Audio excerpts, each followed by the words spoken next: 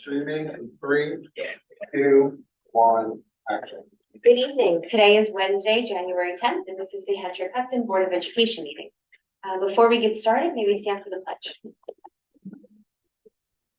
Of the United States of America, and to the republic for which it stands, one nation under God, indivisible, with liberty and justice for all.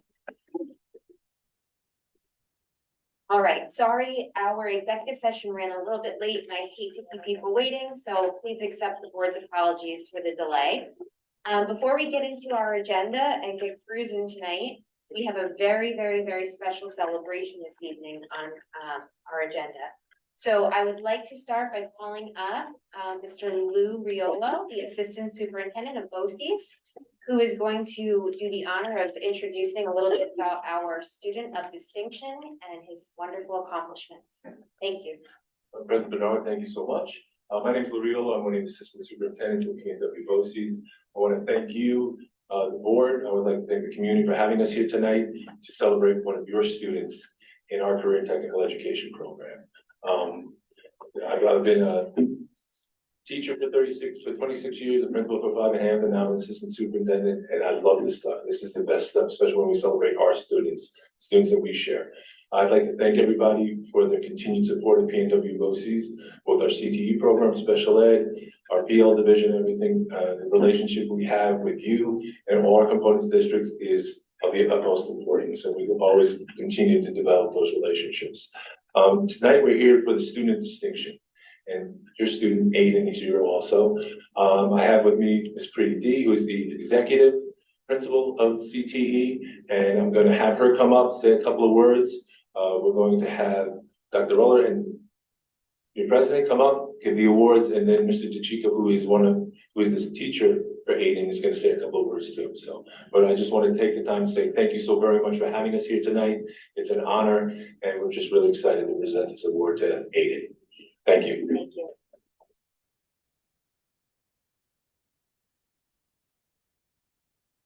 Good evening, members of the Board of Education, administrators, teachers, parents, the community here.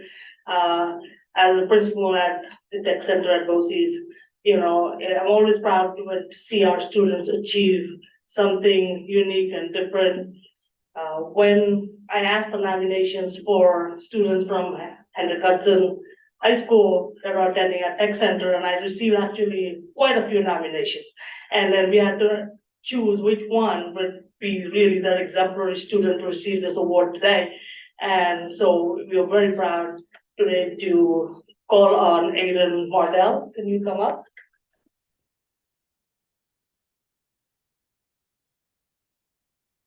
So Aiden Mardell is a model student in every aspect. He's dedicated to learning and is serious about his education. He's often the first to complete his work, and his work always receives a top grade. And this is according to his teacher in microcomputer technology, Dr. Joseph DeChico. And he's here today and he's going to say a few more things besides what I have. Aiden is an exceptional computer programmer. He very quickly learned the concepts of that many students find very difficult. And this allowed him to create elaborate programs far ahead of many other students. I believe I heard he's planning on entering the computer programming competitions for Skills USA this year, which is going to be in a few weeks from now. And I think the skills that he has learned are really one of the best. And I'm sure he's going to bring home some hardware for us. Aiden is always willing to assist fellow students and is exceptional in troubleshooting computer problems and finding solutions. This year, when we had to build our computer lab, there were many computers that were not functional due to hardware issues. And Aiden brought the most computers back to life by troubleshooting all the issues, researching the solution, and fixing every single one of them. So we know he truly has a bright future in information technology field. So congratulations, Aiden Mardell. Congratulations.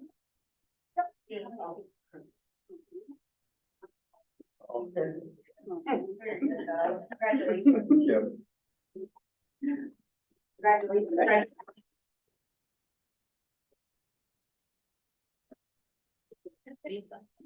I'm good.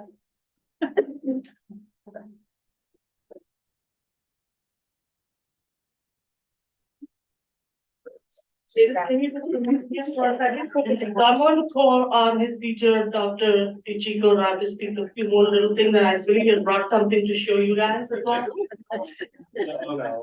Thank you for having us. Thank you for letting us give him this award. He truly deserves it.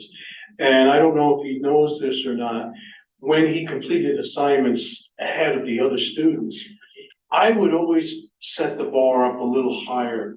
I didn't notice that. He did notice that, okay. Just because I knew he could do it. And he always smiled, he was always happy to do it. It's students like that that really make my class. And even like I said, when we built the lab and we had a lot of computer issues, I would always put him on it. And the other students knew that too. And they would actually go and see what he's doing to troubleshoot, just to learn even more. And it's funny because I taught all the students the same, but yet some of the students just pick it up so naturally. And it's his dedication too. It's not just natural talent, but his dedication. And we are entering the Skills USA competition. Normally we would enter it for networking and for computer repairs. This year, we're going to enter it in computer programming, and he has to program games. And I just drew a little, or took a snapshot of his game. Now this is all generated with computer code. So they're actually writing computer code. This isn't done with any graphics programming. And this picture really doesn't do it justice because he has animation going on in here. And this was a hangman game. And I'm hoping that, yeah, we'll finish it, but that he can enter it in the competition. And I have a feeling that he's gonna do really well in this competition. So I have high hopes for him. It's the first time we're sending a student for this particular competition, programming competition, and I couldn't send a better student.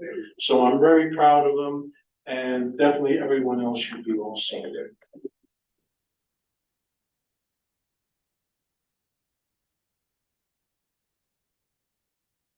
That's amazing. Thank you so much for being here tonight and sharing with us. Really, really should be proud of you. Thank you. Congrats. President Bernard, do you mind if I say something really quick? Of course. We have Mr. Trombley on. Oops. We have Mr. Trombley on virtually tonight. Is he there? Yes, thank you, President Bernard. I apologize for not being there, and this is definitely Aiden's moment, and I don't want to take away from that. I do want to wish him luck in his skills competition, so Aiden, please keep us updated on how we can support you and how you do in your skills competition. We wish you luck. I also want to highlight the fantastic partnership that we have with PNW BOCES. So Lou, if you're still there, thank you for providing opportunities for our students, and to the board and the public, thank you for allowing our students to attend that through your support. So it's a valued relationship, and we couldn't be happier with the opportunities our students have. So Aiden, again, congratulations and good luck. Mr. Tremblay, thank you so much. Aiden is going to be starting with us, staff shadowing with the technology team in the next 2 weeks.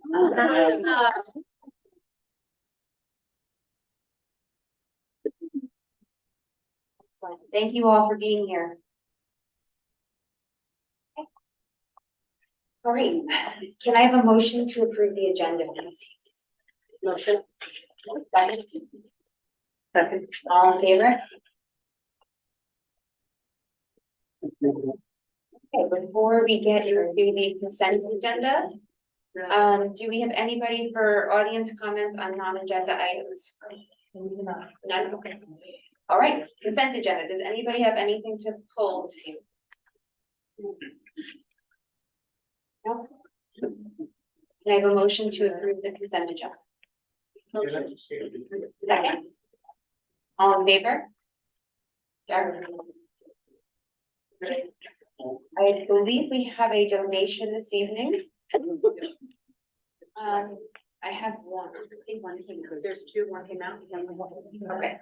The Hendrick Hudson Community Education Foundation has made a donation of $1,200 to fund the purchase of 2 CPR mannequins and 1 AED trainer for the high school. Can I have a motion to approve the donation? Can I have a second? All in favor?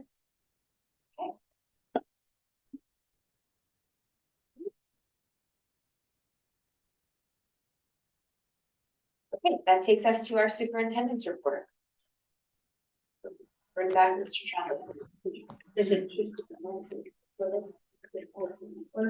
Oh, sorry. Hold on that. Understood.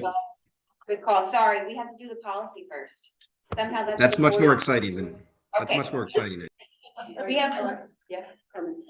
Audience comments right now. why am I missing this? Oh, you're right. I have to get used to the new flow. All right. The audience comments on agenda items. Carmen, would you call up our first speaker, please? The first speaker is Bob Markle.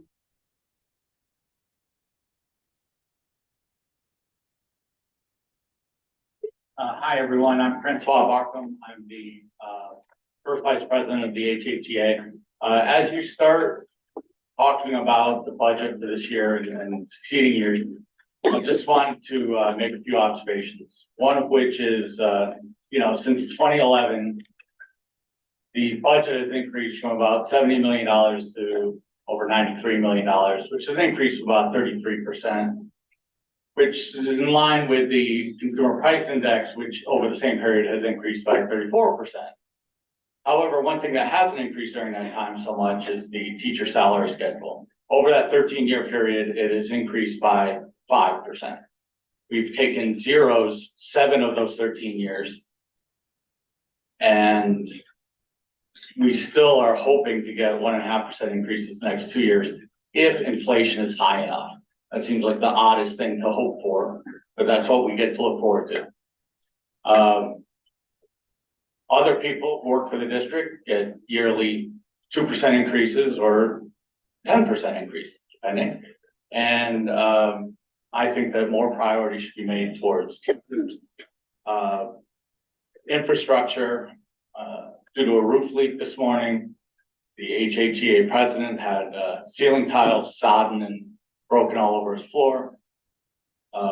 We have greater needs. So I just wanted to sort of make that point. During the next few months, I'm sure I'll be speaking more, but we need to spend more on teachers, infrastructure, and less on consultants and say the reorganization of the elementary schools. Thank you. Next speaker is Christine Teahan.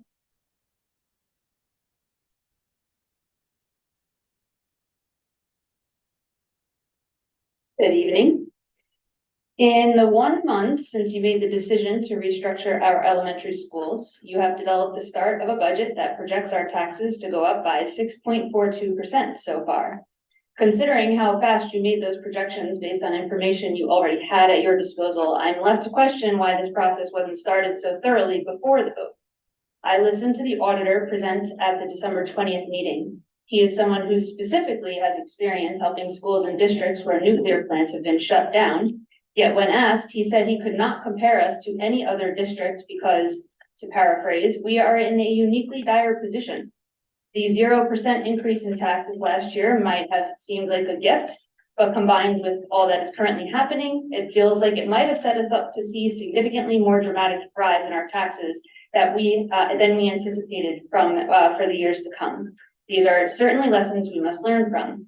2024 also started off with the news that Governor Hochul plans to finally add New York to the list of more than 40 states that have passed laws requiring schools to use science-based practices in the teaching of reading. It is inevitable that this legislation will be passed, so we can assume that by 2025, Penn HUD will need to implement a curriculum and training program aligned with the state science of reading requirements.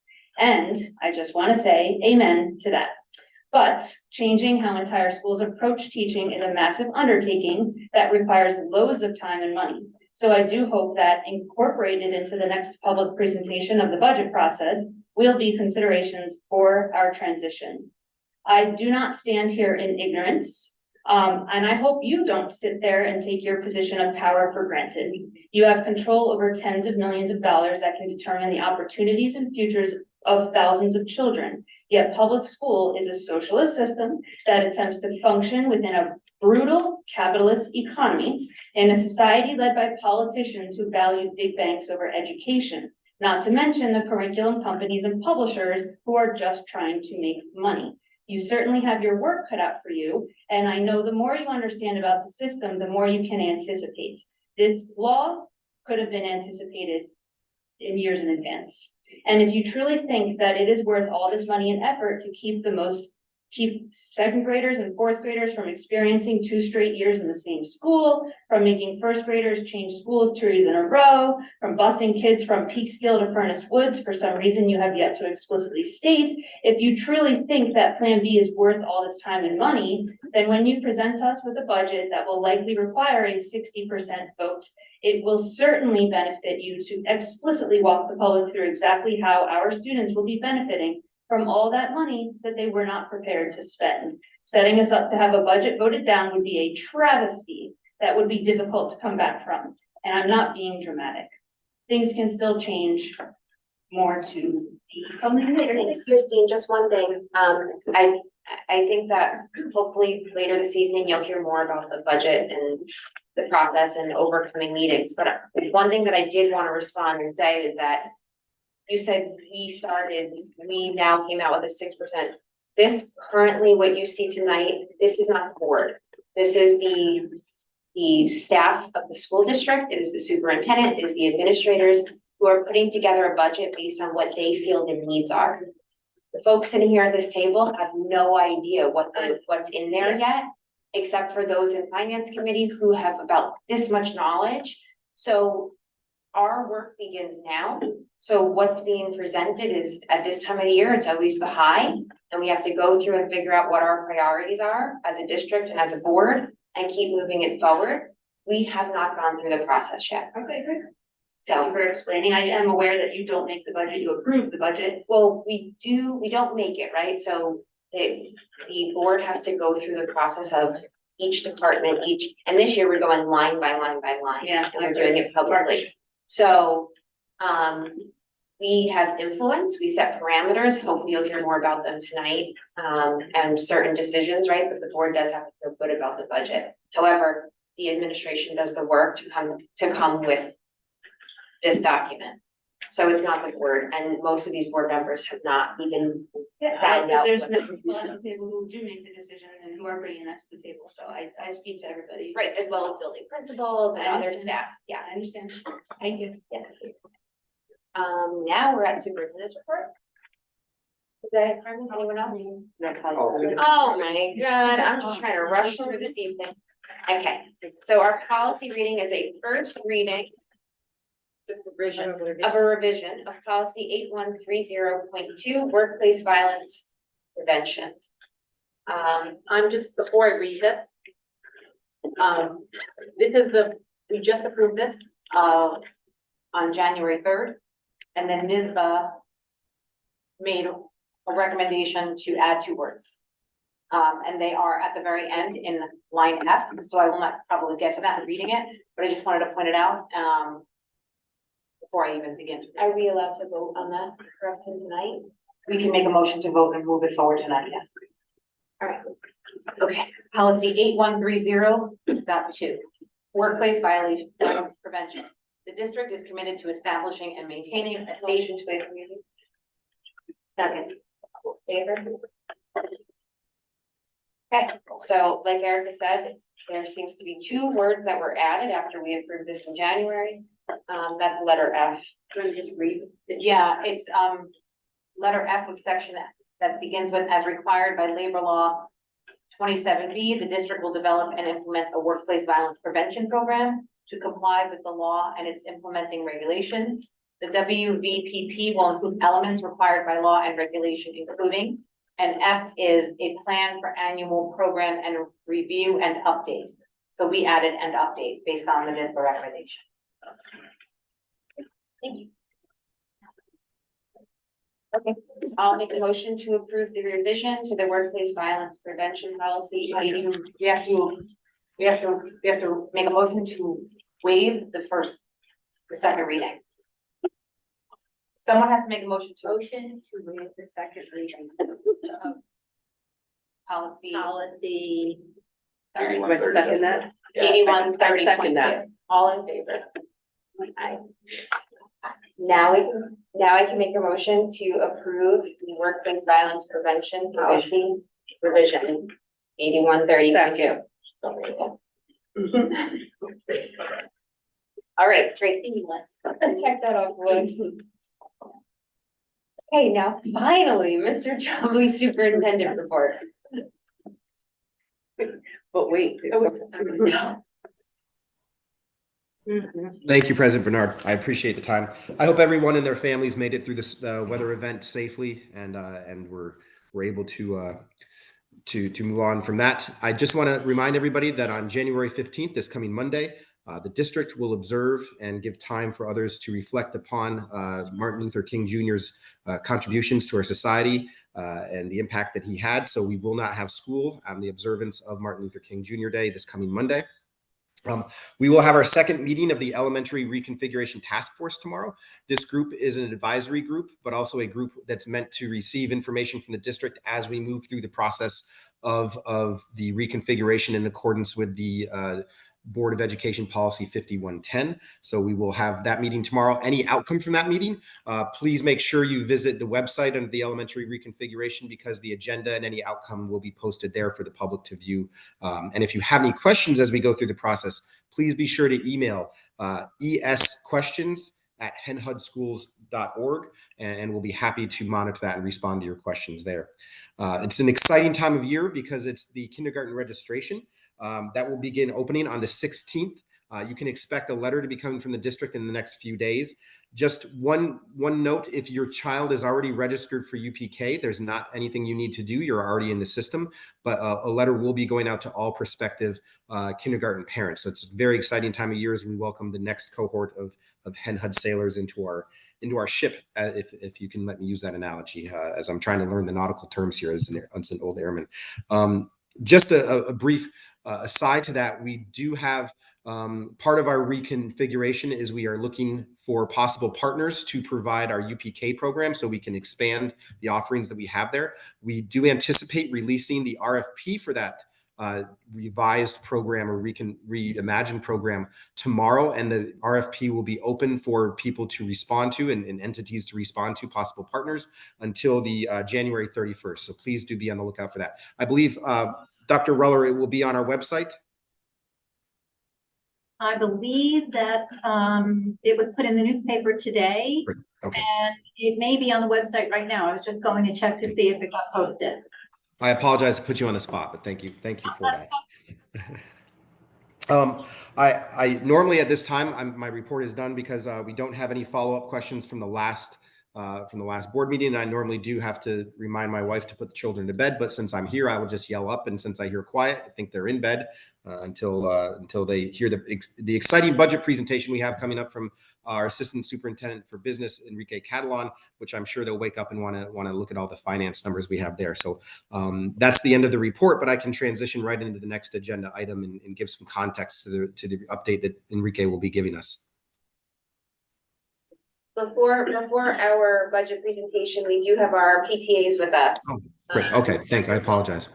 If you're complete, then I'll introduce who's going first? SEPTA. Okay, so we have elementary PTA and SEPTA here tonight, and the ladies in the back say that SEPTA is on first. Come on up.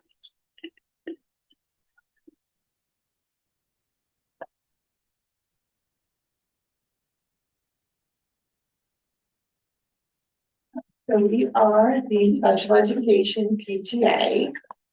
I am Jess Barber, co-president with Carrie. This is our vice president, Chrissy, and our treasurer who's not here with us tonight is Nancy Villanueva. For those of you who don't know, SEPTA is the special education PTA. Go to the next slide. We we present all the children in the district, our preschoolers, straight through 25 now. What we do, we support and we fund activities and we give grants to programs and classes.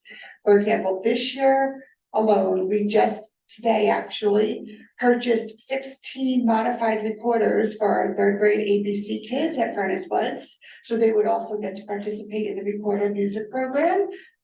We have given grants. We just gave a grant also to the STEM class at Frenchie Lindsay, so they could have special modified work with their ABC and 12.2 kids and ICT kids over there. We gave 2 of our 12.2 classes grants that helped supply them educational games, sensory bins for their classrooms. One of the classes bought a toy, like one of those toy machines, like the claw machines, so the kids could earn rewards, which is a behavior system, which works really great.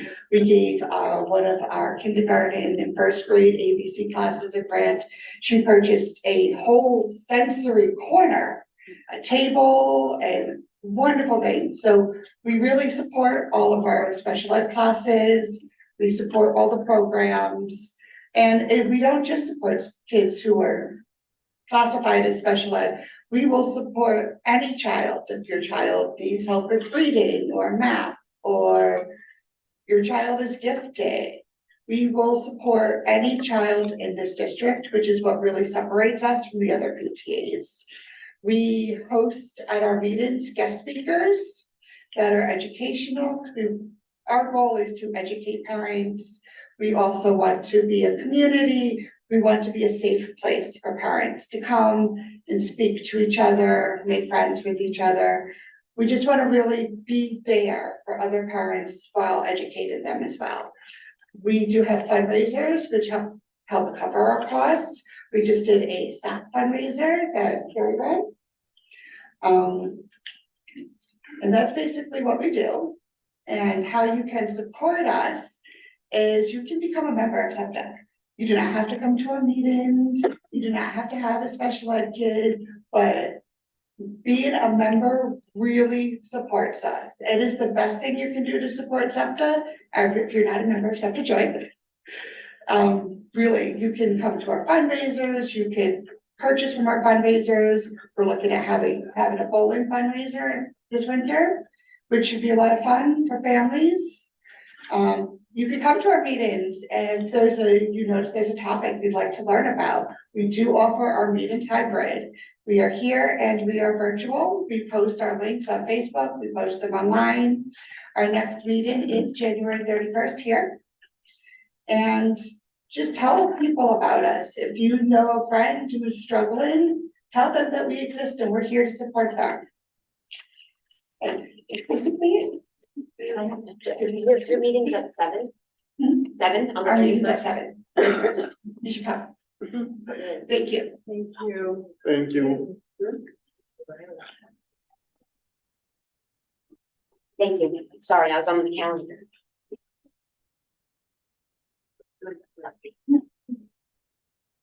Good, thank you, yeah.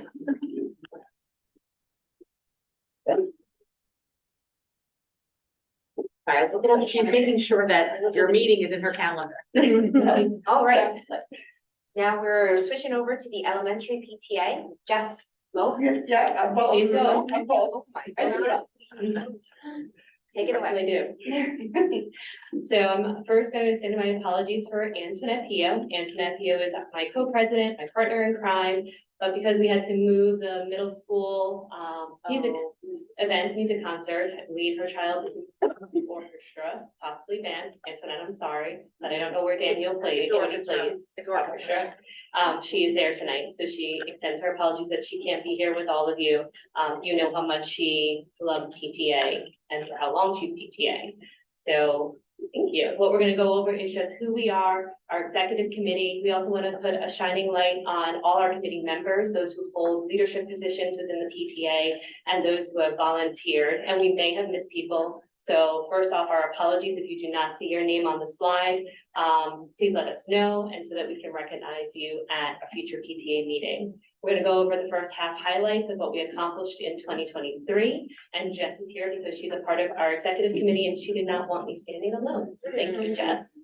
We're gonna go over the sponsorship activity. So this is where we provided grants to the 3 buildings, what our current fundraising looks like, the sponsors that we had during our silent auction. We want to give a call out to all the businesses, local and beyond, and what they provided to us, what the next half will look like, and then upcoming activities that potentially you can participate in. And then we're gonna also conclude with some requests and recommendations that we have. So who we are, as I said, myself, Dana Boyer and Antoinette Pio are the co-presidents of the PTA, and this is our 2nd year, so 1.5 years together. We will conclude our presidency at the end of this year, and we will move on because we can only hold the presidency consecutively for 2 years. Antoinette is also as a graduating 5th grader, and she will be moving on. She does not have any more children in elementary. I will still be a part of the elementary community and will provide service where needed.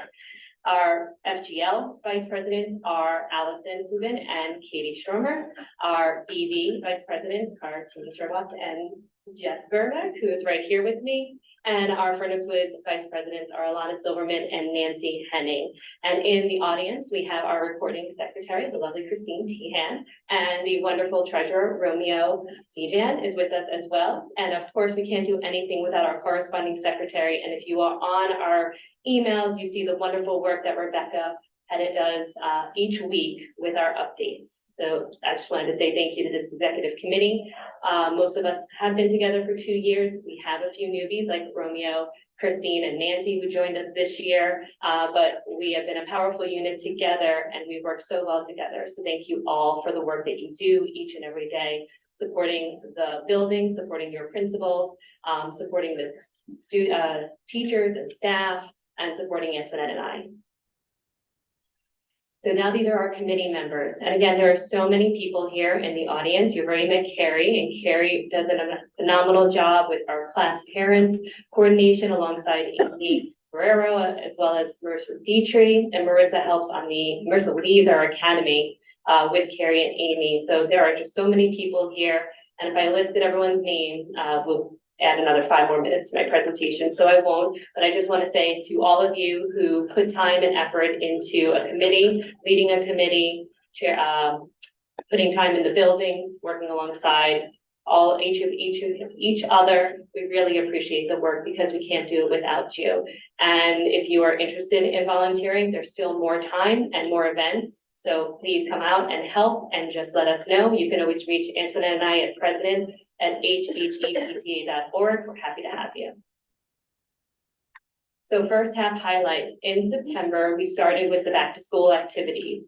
We did the chalk the walk outside the buildings to show love to the building staff, as well as allowing the children to put some creativity on the sidewalk, and of course exercise their fingers and get out there and just create, which was wonderful. Back to school nights, and of course a building appreciation work that we've done in September. We had picture day as always. This year was an interesting one. We had to do a redo at Furnace Woods, but everything has come together and I hope all parents are very happy with the product. We did class parent orientations and we participated in the Homecoming Spirit Week. And I know that beyond that, we were hoping to also participate with the high school, but back then, if everyone remembers, we had a lot of rain then. In October, we started our first academy. And if you're not familiar with the After School Academy, the Academy is a way for us to provide enriching experiences to children after school. They are ran by our teachers and staff. And like I said before, Marissa, Carrie, and Amy organize that, and we run 4 sessions. So we've already completed our first and we're into our second. We did a really cool movie night at the Furnace Woods building, but it was open to all. And we had a big screen projector in the gym because it was raining. We hoped to do it in the blacktop out back, but it was a really cool experience. We sold some treats, we had free popcorn, the event was free. And people who did come out really enjoyed it. So we'll look to have something similar in the spring. Our fall festival went off well without a hitch. That was another free event, but also had some opportunities for fundraising there as well. The beautification committee ran by Christina Duffy and supported by all our VPs did a great job decorating the buildings both in the fall as well as this December. And together we came as a unit, as a district, and celebrated Unity Day by wearing orange. November, our school store kicked off, which many children love, and maybe some do not, but it's been a fun event to host every Friday, and we hope that we can continue to do that in the coming years. The parent-teacher conference happened, so we had a PTA table at every school to give information to parents about what we do and how we support their students and support their children. Fifth grade committee ran a pie sale, and then on Kindness Day, the district came together once more to wear blue.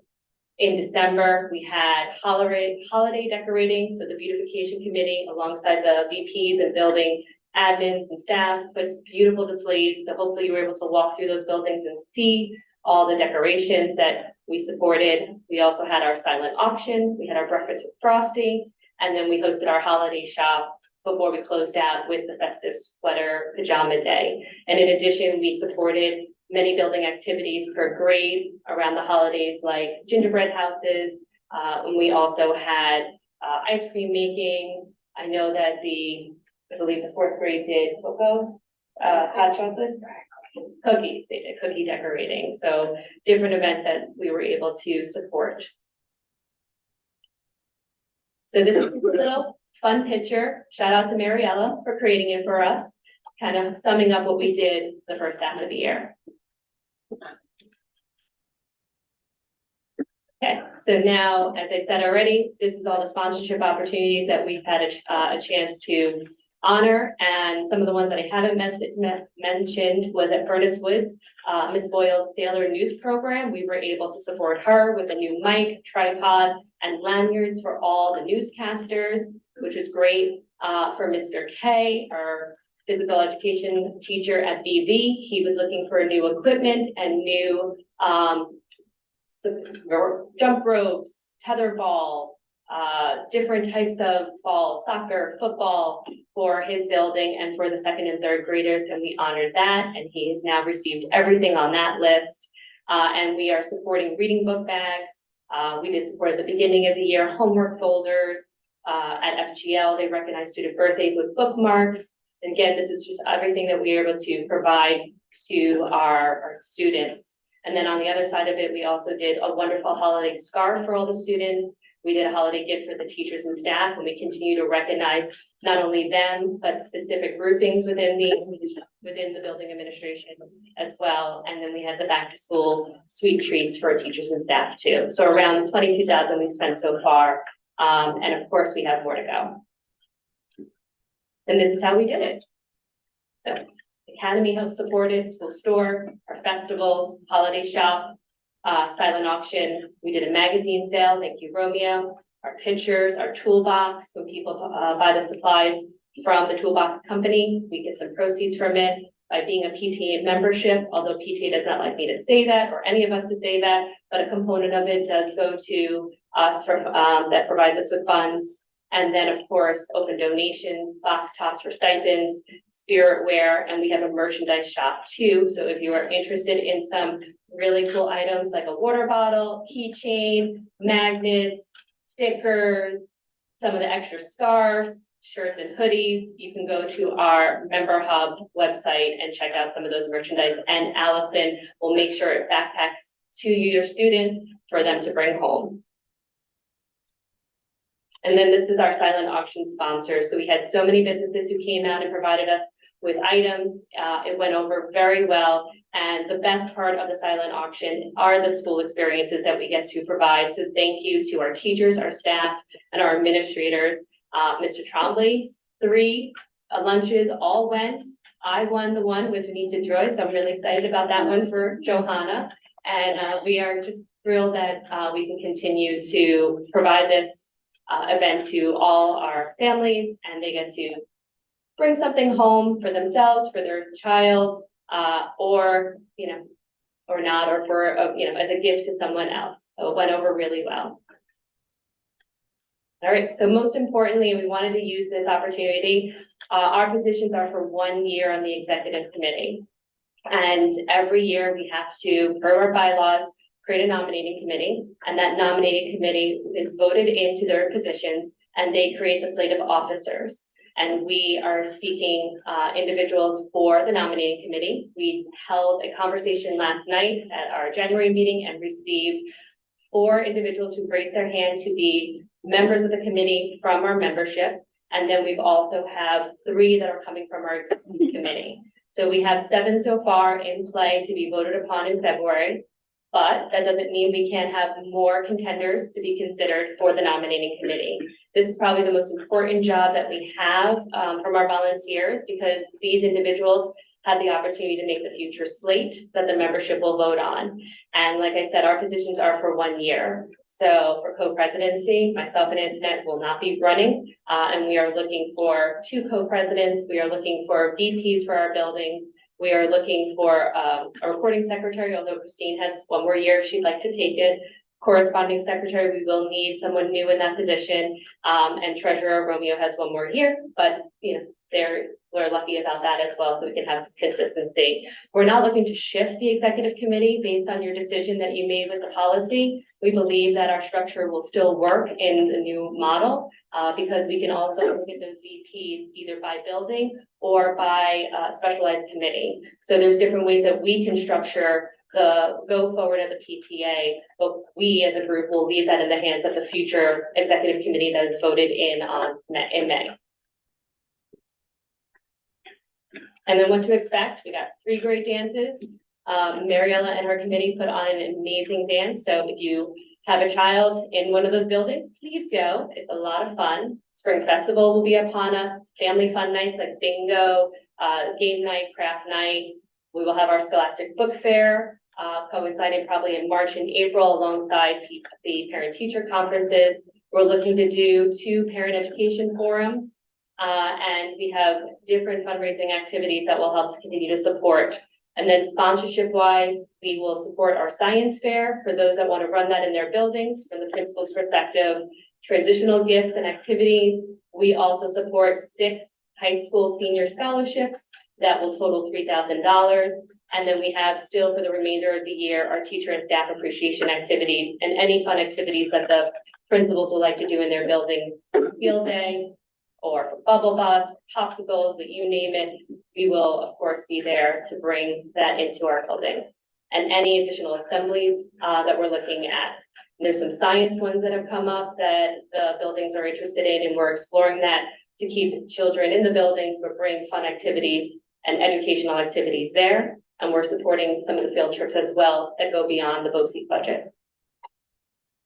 So our request, I'm gonna echo what Rebecca quickly said. Please automate I know, it's just the building request form. please, somebody. Yes, she paid me to say that. No, I'm just kidding. She didn't. Sorry, Rebecca.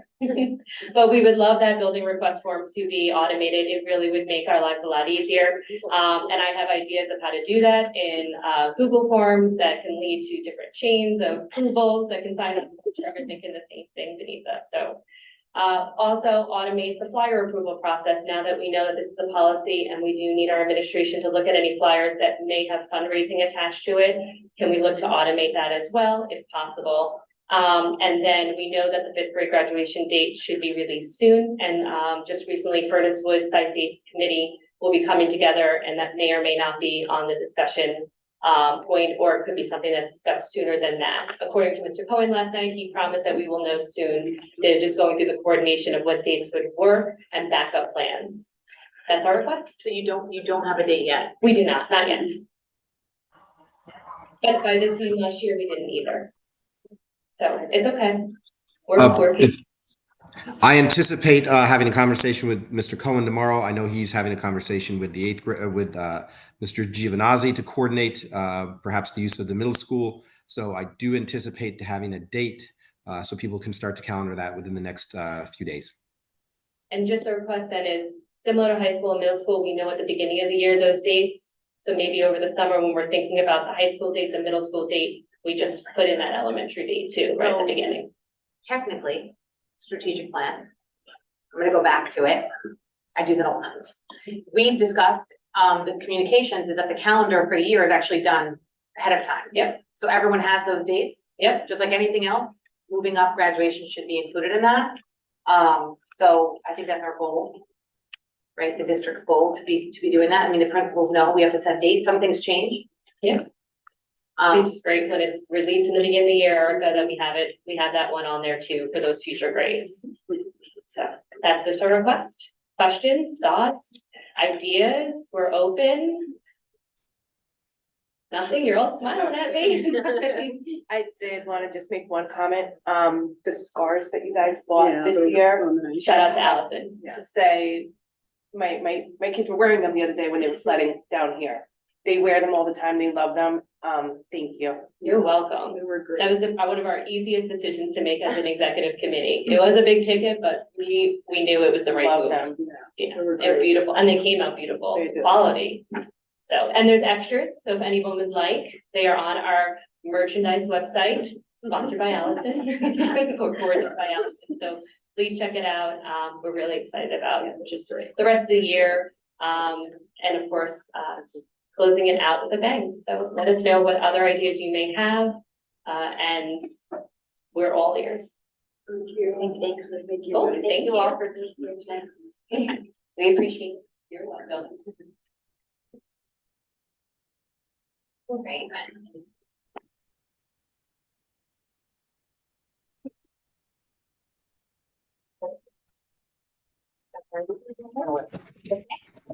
You go on now.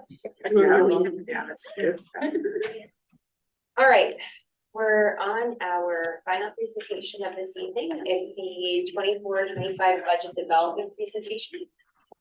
And I'll turn it over to Enrique. Enrique, if I could just go real quick to introduce the process here. Yeah, let it rip.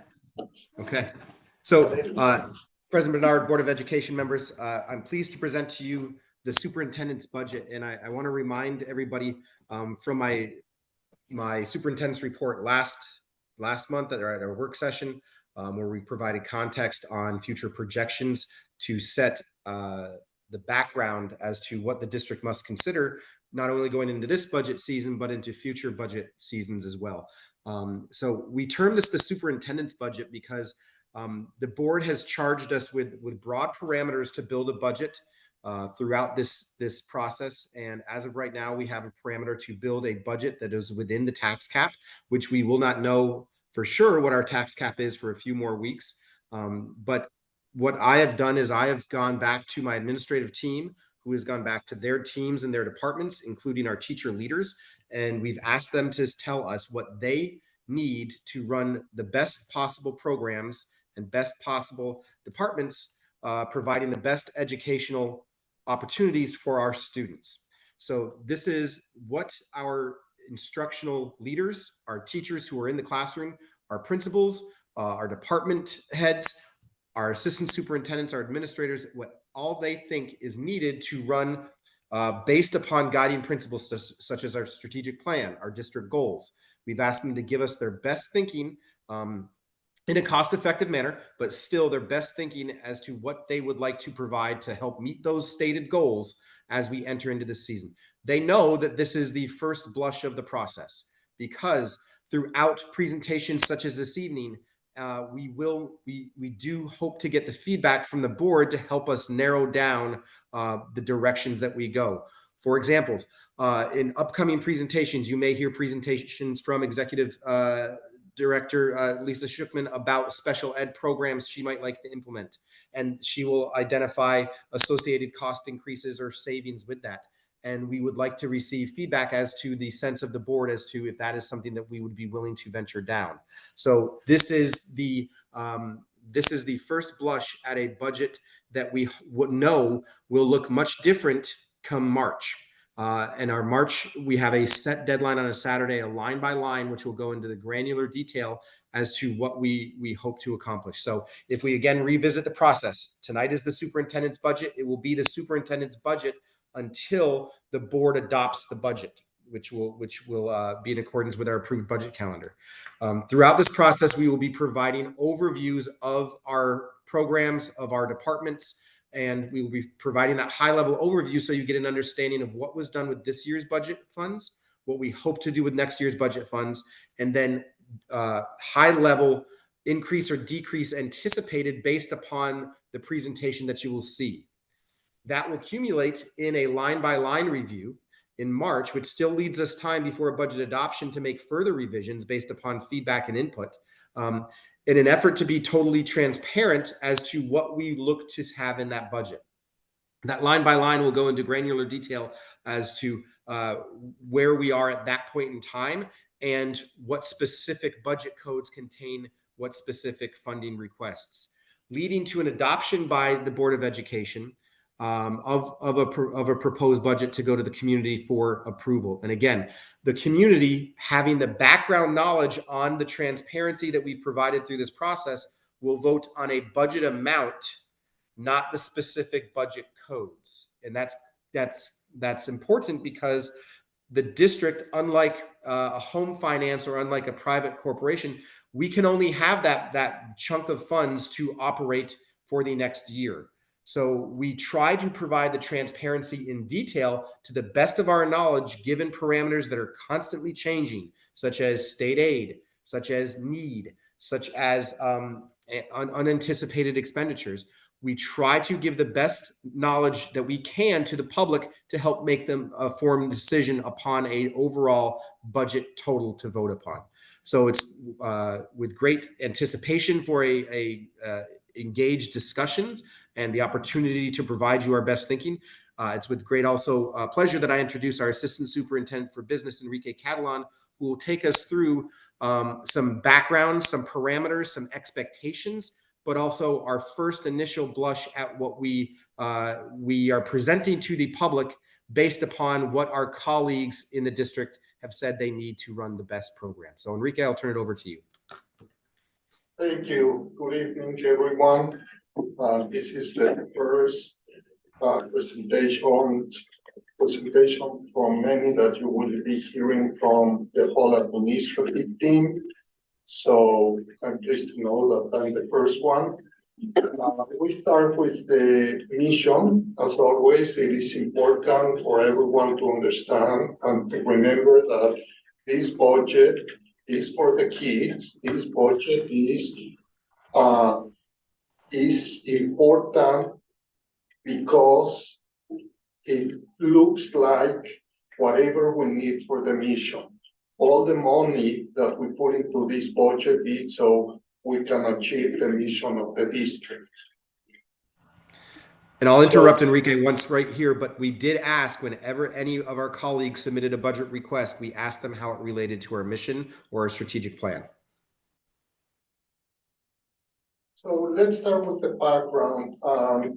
Starting with the background, it is important that I just give a little bit of a talk about Indian Point. Remind everyone that Indian Point shut down its first generating nuclear facility on April 2020, the second one on April 2021. So our pilot that used to be $24 million while Entergy was generating power, today for the next year it's going to be only $3.7 million. So it's a big gap that the district has been working hard in trying to find new sources of revenue and obviously to reduce expenses. The district, for example, this year will receive $16.5 million from the cessation fund, which is a lot of money, but it's $2 million less than this year. The cessation fund goes until 27-28, and every year it increases 10% until we get $64 million, and that's on 27-28. So that's a focus of our budget tonight. As the background for what's going on this year, first of all, the good news is that Last year, we were able to increase our fund balance by close to $1 million, $775,000. And this brought our unassigned fund balance to $25.5 million. On the other hand, we've seen some unanticipated expenses. We had to hire new personnel for this year. We had to have several contractual and legal costs that we were not expecting. BOCES expenditures increased also substantially. And then we had to do some work in plant maintenance and security, but it was too late to change this in facilities committee. Anthony reminded me that out of those $240,000, $106,000 didn't come from the operating budget, that they came from our repair reserve. So this number goes down to around $70,000. This year, we really have started having some problems with the substitute teachers. So far this year, we have spent $172,000 in substitute teachers. Last year, we budgeted total for this year $110,000. So you can imagine this is a big number, given that we're not even halfway this year, and we're already over budget by $60,000. And also, we're running co-curriculum clubs more than we expected. So we are in the red by $70,000. Enrique, can you just explain what the co-curriculum salaries are? Is that, you say clubs? Yes, it's mainly the clubs, co-curriculum, it's mainly the clubs. Middle school and high school only? Yes, we don't have anything that goes through the operating budget in the elementary schools. Why is that unanticipated? Don't we have clubs every year? Yes, but that's what I'm saying. The anticipated cost was $70,000 more than we had in the budget. So either they are running, they are running more clubs, I don't think that's the case. or then we need to look, We because should look at that. So we've asked our principals to reach out to our advisors and to gather some data on this particular topic, and we hope to be able to update the board in the near future. So it's $70,000 over what we had anticipated. yes. And then substitute teachers, do we have an idea of why we're tracking like this year? Well, there's two main reasons. One, we've got a lot more sickness among the teachers. And number two, because if you remember, the board increased the substitute rate last year. So the two of them combined have made this number. And I don't know if finance committee has a breakdown of all of this. Do you guys have a breakdown of the substitutes? No. What do you mean a breakdown? I mean, we increased the rate because we felt like we had to, right? Because we weren't getting substitutes to cover our classes, and we had the sign and release issue, and we were trying to resolve that.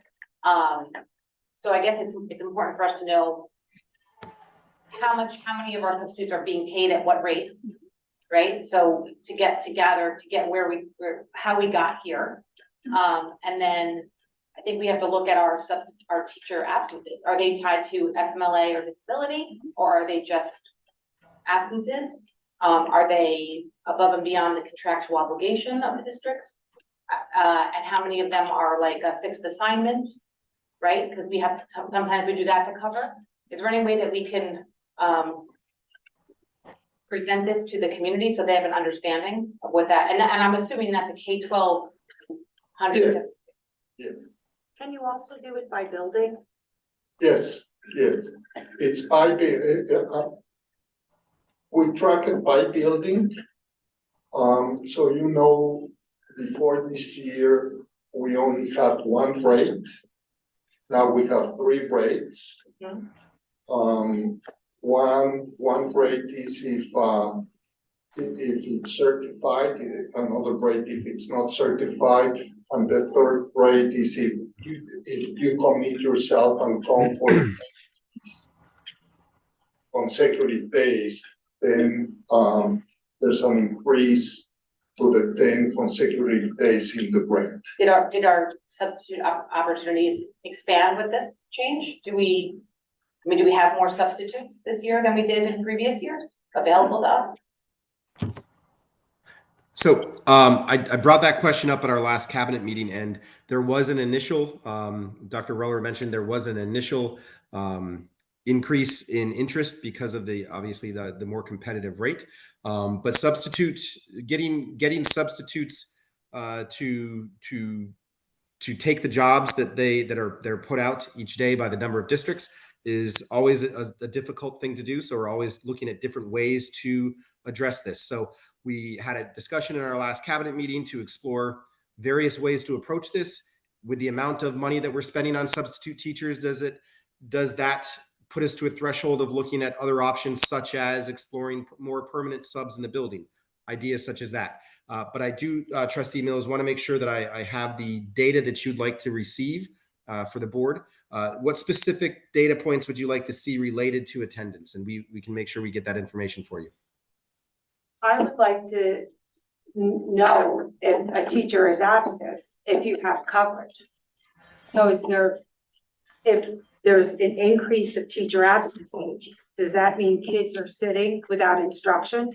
I would say that this has been a very unusual year in terms of extended absences. So we've had a number, unfortunately, of colleagues that have had to be out, not for a day, but for weeks at a time, obviously due to illnesses that were unanticipated. And that means that you don't have a daily sub, you have a leave of absence, which is a different rate of pay. So we have a number of those. We have, there's always a blessing in maternities, but that is also a different rate of pay. I had a conversation after our cabinet meeting on Monday with Fran Dodaro, who's, as you know, is the assistant in HR, and we are actually going to put together the statistics, how many people, even trying to look at how often have we tapped our TAs to cover, because that's a different payment.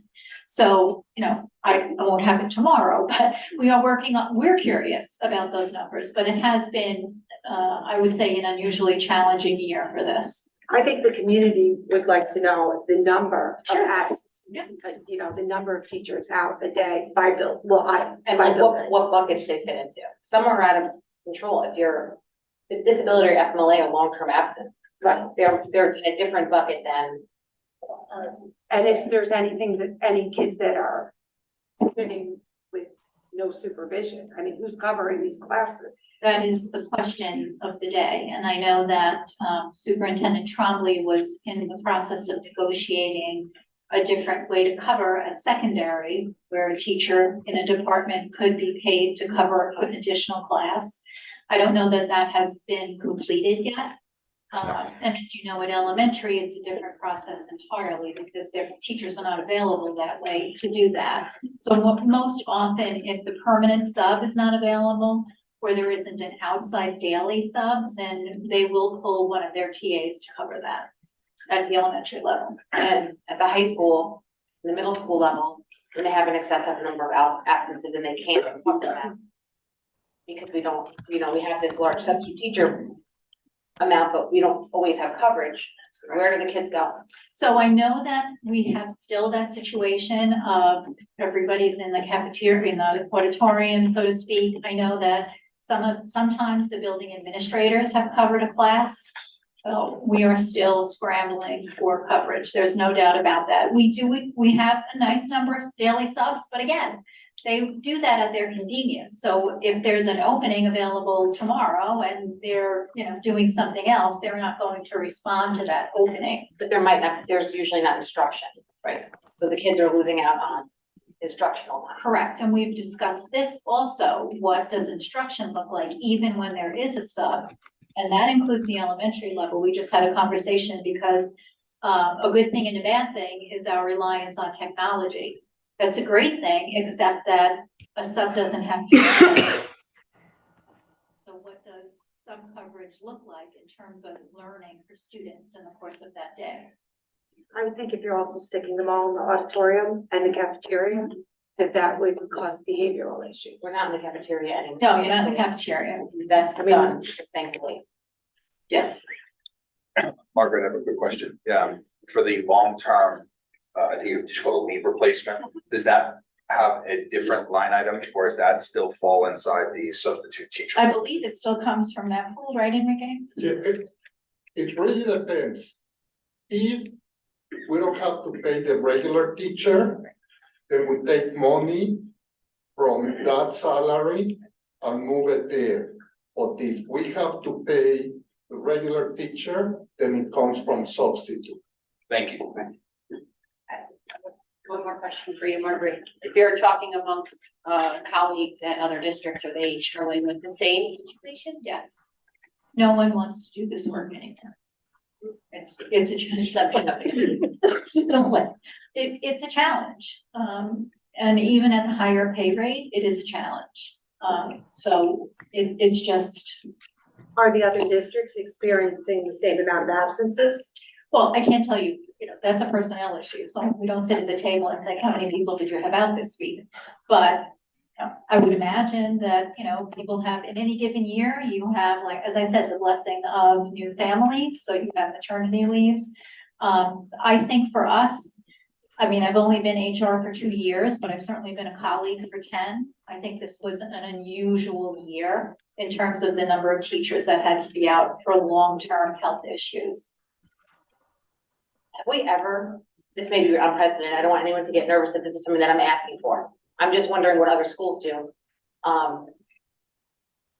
Has anyone ever, and I'm not saying that, I'm just in general, tied student success to teacher absences?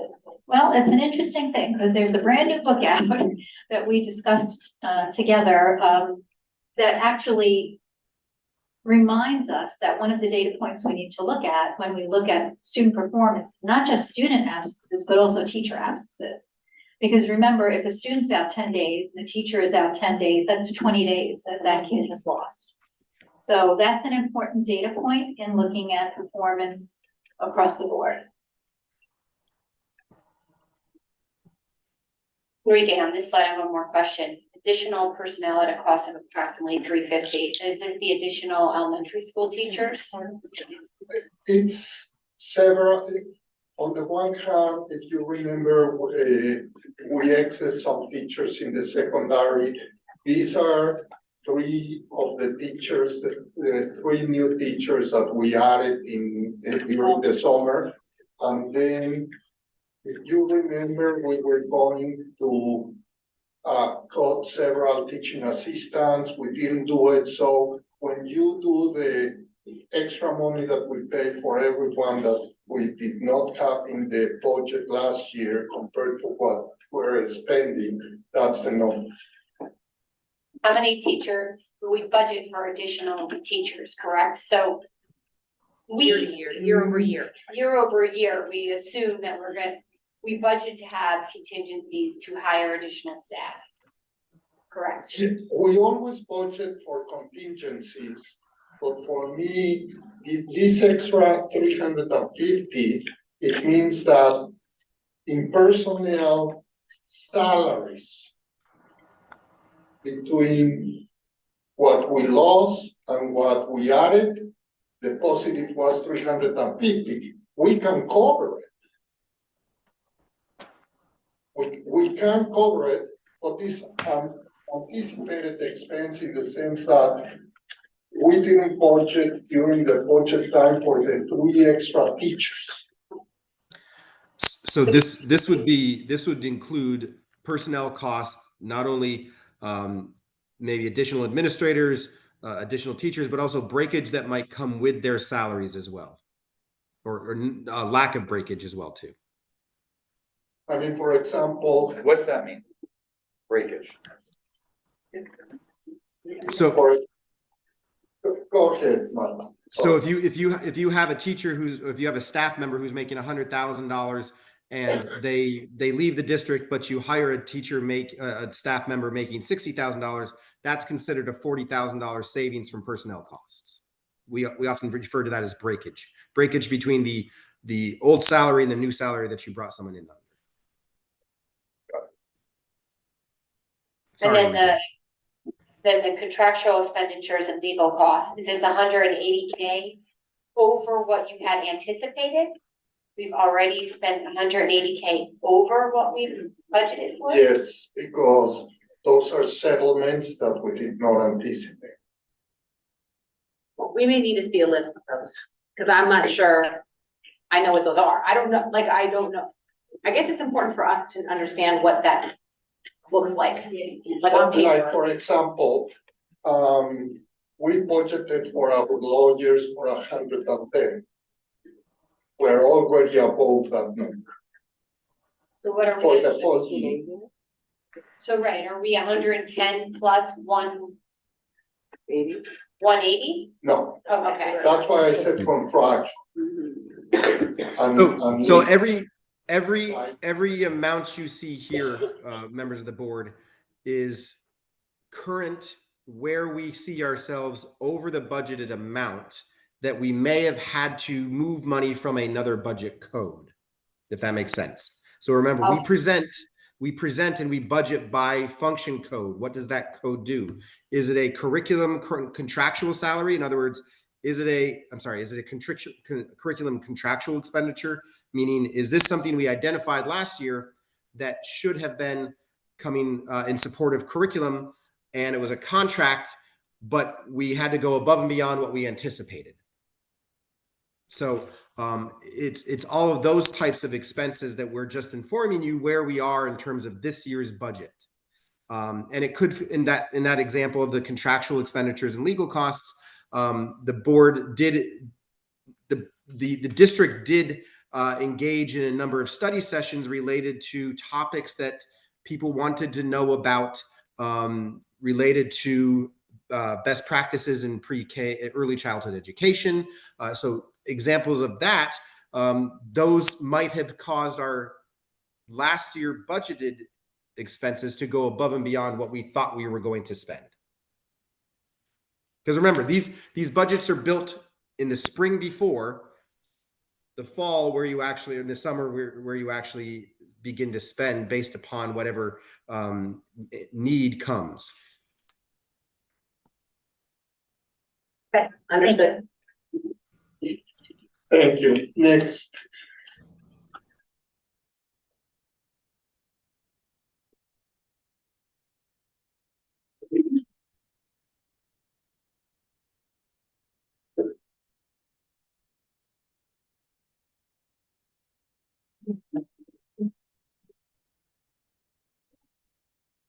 In this graph, I just want to give a history of our cessation from payments and pilots.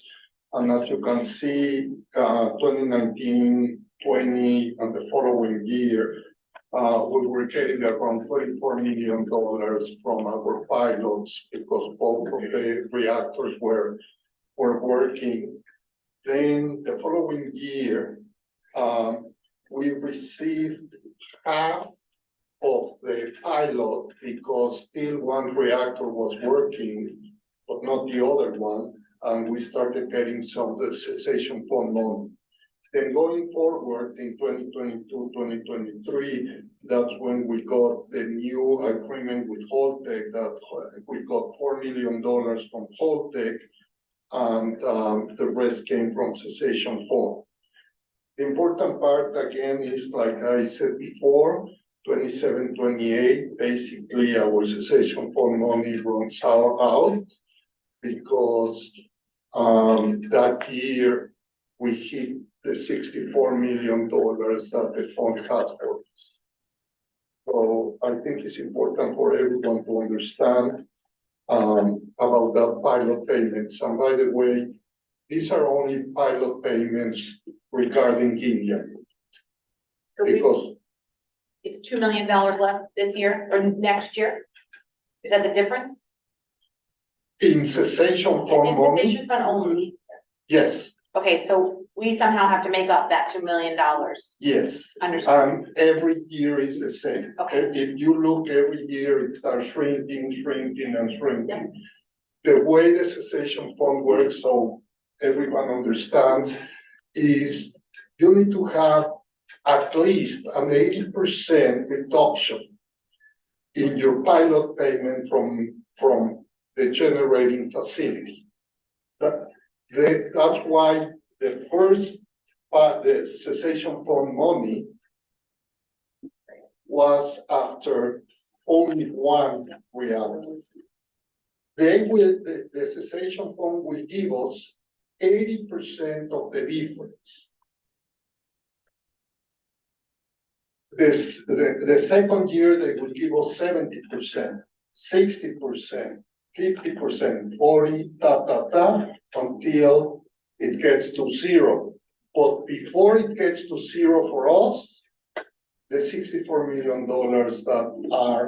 that were set for us, get there.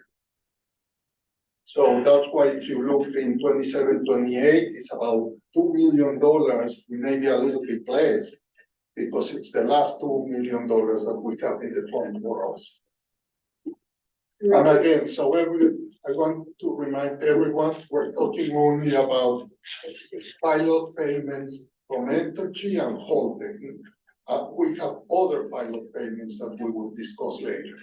I have a quick question though, Enrique, just in looking, I'll let you get to the last slide, but it looks like we got another 2.9 million in additional aid, right? That we didn't have the previous year. So even though we lost the funds from the cessation and the pilots, we also got more state aid and more revenue. But I will till you get to the last page. Yes, thank you. I'm sorry, Enrique. Indian Point, we lost 24 million? No, Indian Point at the top in 2019, 2020, it was $24.5 million. The following year, it went down because in our agreement with Indian Point, they will give us the increase or decrease as the rest of the voters. And we had a decrease in 2020 to 2021 compared to 19 and 20. So that's why also you look at a small decrease.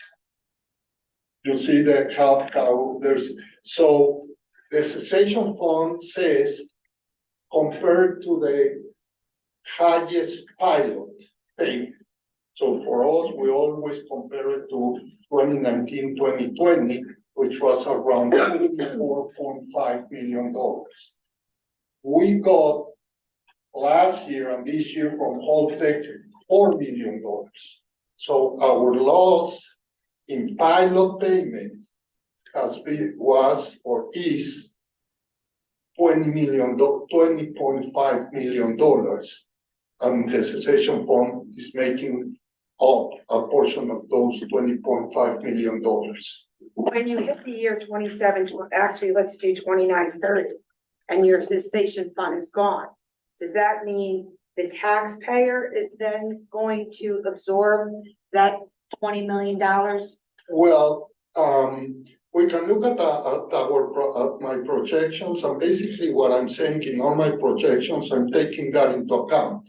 So I'm leaving more fund, more money for those years, so the tax levy won't increase that much. So basically, if you look at, and we can look at them in a next board meeting, my long-term projections, all my projections are that the tax levy increase will increase between 5 and 6.5%, but it won't jump All at once. all at once. So we will have more money set aside to make up the last $2 million from 27, 28. But it was also state aid increase, so we got less state aid, we were on a pilot for Entergy. Oh, So our yeah. state aid increase, so It's not all on the taxpayer, but a majority of it would be on the taxpayer over time. But remember one thing, our wealth ratio, thank God, does not take into account cessation fund. Because if not, our wealth ratio will be much higher. But as I said, since only a couple of districts in the state have cessation fund, they are not including the money that we're getting from the cessation fund as part of our wealth ratio. That would be That's what- defeating the purpose. I totally agree, but still we're getting the money. So I honestly, at the beginning, I was afraid. And I asked the question. And they said, no, the cessation fund has nothing to do with the formula from state aid. So it's not like all the bad news is that in 27-28, we're not going to get an increase in state aid. You can see it both ways. I guess one thing I'll ask for is that you guys prepared the same like long-term projections we had in December. Just because in December we had 2.75 and now this document is 6.42%. And I'd like to see what long-term all those numbers look like, right? Because I already did it. Every time I have new information, I update our long-term projections. And again, it's very interesting how this works, because let's say that this year, instead of being 4%, is 6%. That money is already there. So the following year doesn't mean that it's going to be a huge increase, because you are already paying as a taxpayer that money. So it's already in the pocket. yeah, I understand that. I guess for me, in looking at 2029 to 2030, we had 8% there, right? So I'd like to see what the long-term numbers. And you're going to see that it's around 8% still, because this year, your pocket is big. And we're trying to reduce expenses to mitigate the burden on the taxpayer. Of course. And again, So like Mike, go ahead, Mike. I'm sorry to interrupt. I apologize. It's tough to see when I can jump in. Trustee Dietrich, we will make sure that at every one of our monthly presentations, we add on one of those. We add on a slide about reviewing the long-term projections, just so everybody has an understanding. As we get more information, we'll update those. And I know Enrique is very good about doing that when he gets the information. Is there a spot where, I mean, not everyone knows how to calculate this? Is there a spot on the website where someone can put in what their taxes are now to see what the increase, like based on whatever at the moment? We used to have a calculator, and we will. Okay. That's it. I have the calculator. In the past, we used to do it. If the board wants, we'll reintroduce it. We'll put it Yeah, in the. well, or just like if it's up and then like as things are changing, just change the percent that it's using, just so that people can kind of start preparing their pockets. Yeah, let me see how difficult it is to change, every time that it moves a little bit, but definitely for when we have more information, we'll have it ready for the community. And the only thing you'll have to do is to input your assessed value, and you'll get your tax rate, how much you're going to pay in tax. All right, so I'm moving that. Do you guys want to stick, so just we can move along, just write our questions down as we go through? I think that's a good idea. Sure, okay. So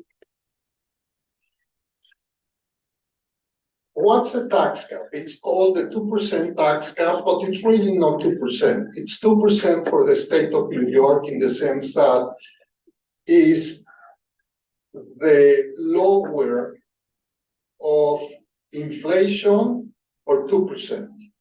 So if For many years, and we're going to see it later, the tax cap for us was a lot less than 2%.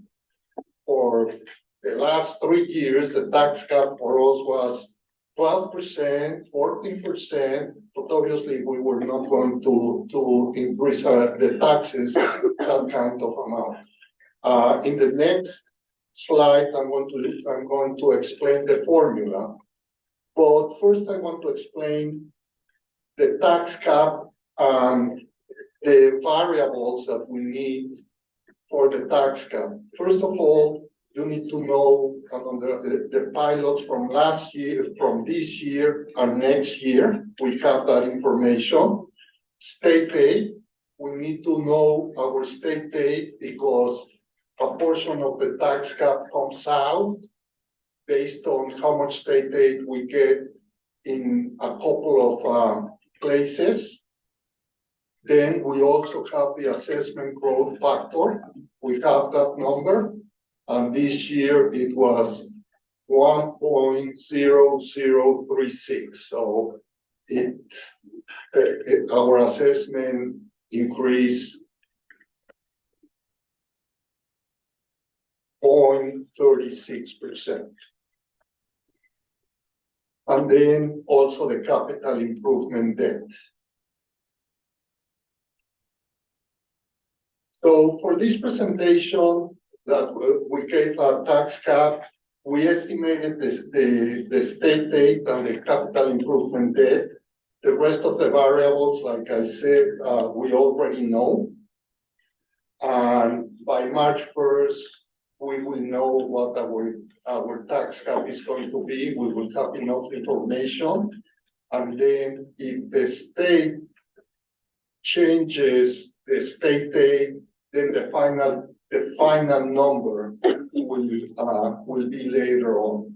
But if the state is on time, because we need to know our state, by March 31st is when I have to at least give a preliminary tax cap to the state. Here's one of the struggles that we have as a school district in presenting a clear and concise budget to you, is that we often don't know what our funding sources are going to look like until right before the budget vote. So this slide, we have the 2% tax cap in quotes, because you hear the 2% tax cap, but there are a number of variables that can make it not 2%, either higher or lower. And Enrique just went through that. But if you look at the way how funding flows, the federal government budget is due at a particular time. The state budget is due right around the time we're going to present and we're going to adopt a budget and present it to the community for a public hearing.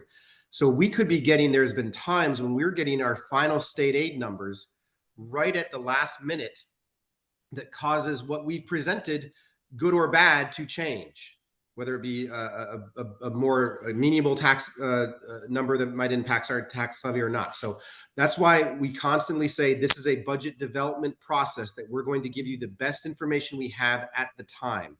So I'm sorry to interrupt you, Enrique, but I just wanted to make sure that everybody understood that point. Thank you. Yeah. In the next slide, we copy the slide from the Office of the New York State Controller, and it shows the formula. Basically, the formula takes into account, like I said, last year, our last year levy, then all the reserves that we don't need to use, and then we multiply that by the tax paid growth that I discussed, then the difference in the pilots, and then we add the capital tax levy, the difference in the capital tax levy between last year and this year, meaning this year and next year. So I will continue working on this, and probably in our next meeting, I will bring you the computation for us with so you can have a better understanding of the formula of the tax.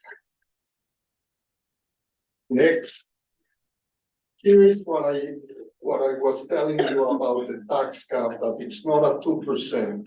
As you can see, for us, it has never been a 2%. if you look in 16-17, our tax cap was negative, was a decrease in the tax cap. Then you can look at 20, 21, 21, 22, and 22, 23, how our tax cap increased substantially because every dollar that we lost in pilot payments goes in favor of our tax cap. And every dollar that we increase our pilot goes against our tax cap. Next, please. The good news is that our fund balance has continued to increase in the last several years. We've been very mindful since the announcement of the closure of Indian Point in expenses. Our expenses, we had, they've grown, but at a lesser rate. So we've been able to increase our fund balance. That today our total fund balance is close to $25 million. That includes our unassigned fund balance and our different reserves. Also, the board has been discussing for months about opening cessation, a reserve for the money that we have in unassigned fund balance to be at the 4% limit from the state. In the next several meetings, we're going to discuss opening this reserve so we can transfer the money from our unassigned fund balance to that reserve. This graph just shows, how our revenue sources have changed over time. Obviously, the important one is the pilot, the cessation fund, and the fund balance. But that gives you an idea how drastically our revenues have changed over the last 6 years. So now, why don't we move to the budget? I want to start with the parameters. The board gave us the first parameter not to exceed the tax cap. Our budget, even though the tax cap is not on the budget, but by calculating how much the tax levy is, we need to have a budget that calculation cannot exceed the tax cap. The board wants us to maintain all academic programs, the academic and support programs with 2 neighborhood schools, pre-K to 2 and 1 grade level elementary school from 3 to 5. We are reviewing class scheduling in secondary level to try to make it more efficient and to reduce expenses. We want to maintain the pre-K program, but this time through outside providers. The special education, Lisa needs to add 2 teachers, 1 psychology, 1 OT, 1 teaching assistant, and contract a psychiatrist. But we expect to offset these costs with the possibility of tuition pay, of bringing new tuition students to the district. Here, Enrique, if I could just speak to the budget parameters, because this is where really, when we talk about the budget development process, we're presenting the board, who will eventually present the community with a budget within these parameters. And these parameters are going to narrow down as we and adjust as we go through the budget development process. So I know many people may look at this and say, review class scheduling in secondary level to increase efficiencies and reduce expenses. But what we're asking our building leaders to do is to work with the staff and say, here are the offerings that we give. Do we have any that are similar? and looking at enrollment trends that have not had enrollment that may justify it running every year. Should we run it every other year? Should we work with our counselors to say, we want to provide these opportunities for our students, but it may not be beneficial to provide them every year, but still have our students have the opportunity through their coursework or their progress through high school to be able to take that course. It's a very delicate balance between fitting within the parameters of a tax cap, but also to do things the way you've always done in years before. So that's why it takes the collective knowledge of our educational staff, but also the input of our board and our community at meetings such as this to help us make those best decisions for our students.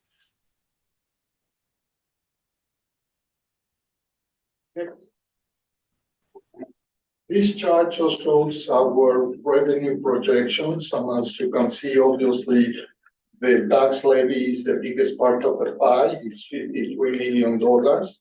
Then the next one is state aid at 14.2, and then the cessation fund at 10.5. And what are our assumptions about this revenue? First of all, we expect that our state aid will increase by around $1.8 million. And this is due to the closure of the second reactor.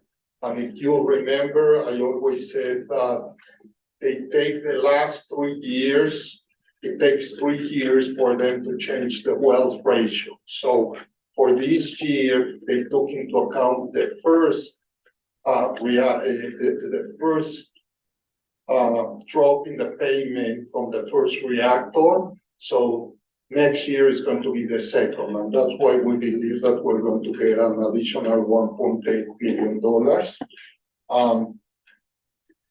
We expect an increase in other income due to higher interest income and tuition from students in our special education programs.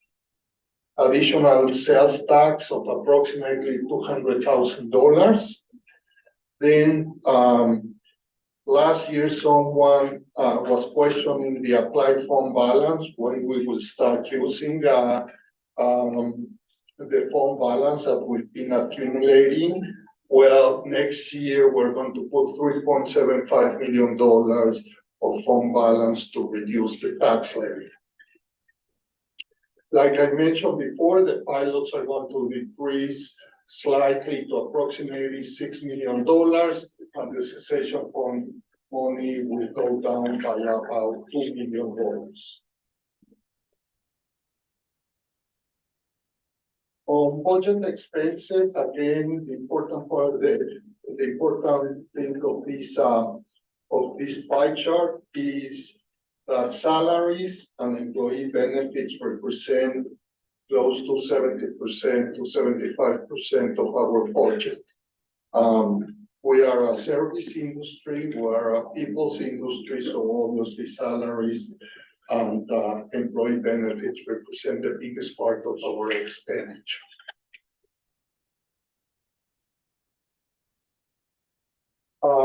What are the assumptions? The first one is that DRS and ERS are going to they are going to increase for 2 reasons. First of all, increasing salaries for both for everyone in the district. And second, because the ERS contribution rate increased substantially, DRS stayed about the same. The biggest increase this year, again, is going to be health insurance. Our health insurance premiums are increasing by 5%. Medicare is increasing by about 4%. So in general, our increase is about 5%, 5.5%. And if you take into account that we're talking about $11 million that we spent in health insurance, that's where you see the $800,000 increase in health insurance expenditure. We're going to have also an increase in debt and interest. If you remember, for 3 years, we only did funds for the $18.5 million project that we mainly pay interest. This year, if you remember, we issued a bond back in the fall, and we're going to start paying principal and interest, and that's why it increases by about $500,000.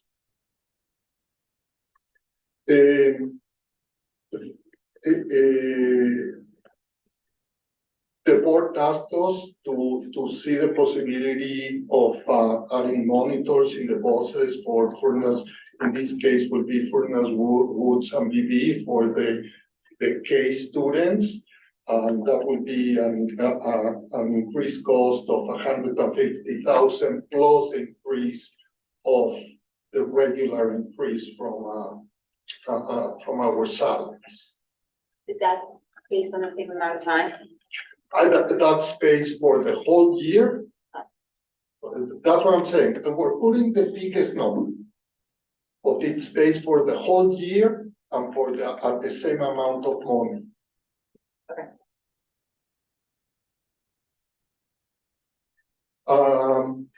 Our insurance company told us that to expect a 12% increase in our insurance program. That this is everything but health and student. This is our assets, or our insurance program with NICE. So we have three types of insurances. So you know, we have health insurance with the consortium. We have the student accident insurance, and then we have the rest of the insurance, liability insurance, auto insurance, asset insurance.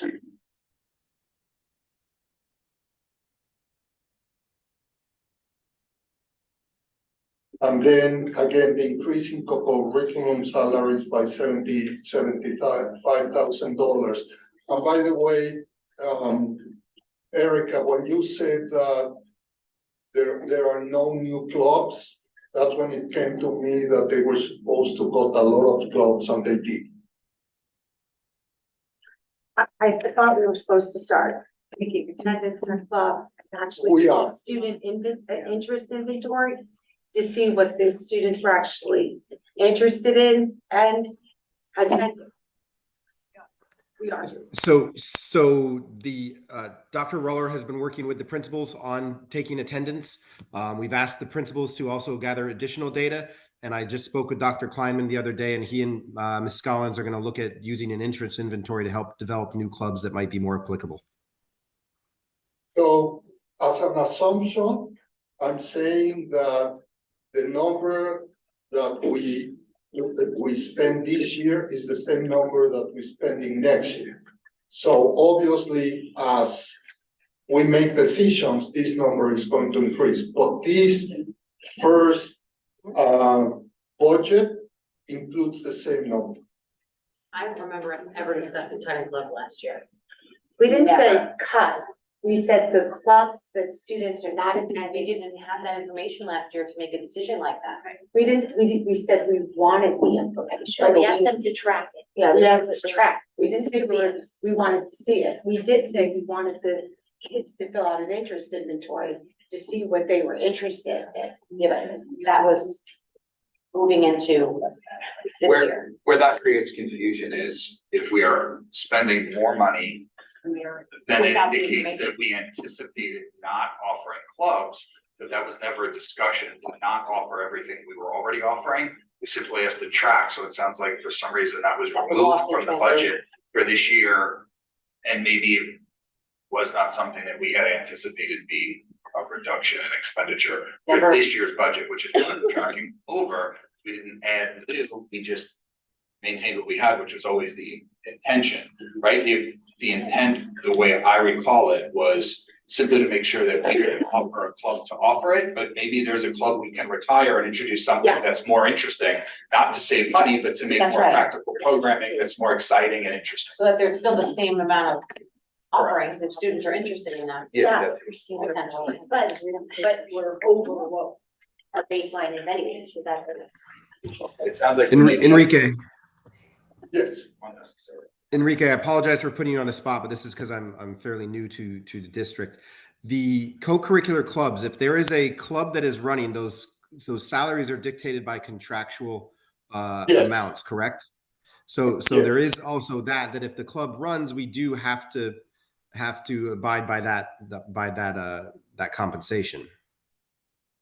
So what happened is the principal of the high school and middle school gave me the clubs and who were in the clubs, and that amount was exceeded $75,000. So again, this is the superintendent's budget. This is the initial blush. We did ask the principals to go back and take a look at this. So again, the first budget figures you will see will be based upon the data and the assumptions that Enrique is sharing here. Mike, I think that's not the way I understand it. The issue is that this year, currently 23-24, we are tracking 75 above. Yes. And therefore we're representing that same expenditure for next year. That's correct. The question is why this year is it over if we didn't introduce new clubs? It seems like they're something that's worth exploring to understand that why we have that. So if we run a new club, we do not pay the coordinator for the first year. So even if we added 10 new clubs, Right. we don't increase that number this year. But if the club's running this second year, The second year, they get start paid. getting paid. So these second year clubs. I think I think honestly, the only club I know that is in its second year at the high school would be chess. Cause it was on like a hiatus and they brought it back last year and that's probably a paid this year. So we did ask, both Lauren and Anthony to track attendance, both for the coordinator and for the students. And then, of course, the interest inventory is important for So it sounds like it's worth exploring what we expected to be different this year that wasn't specific. Yeah.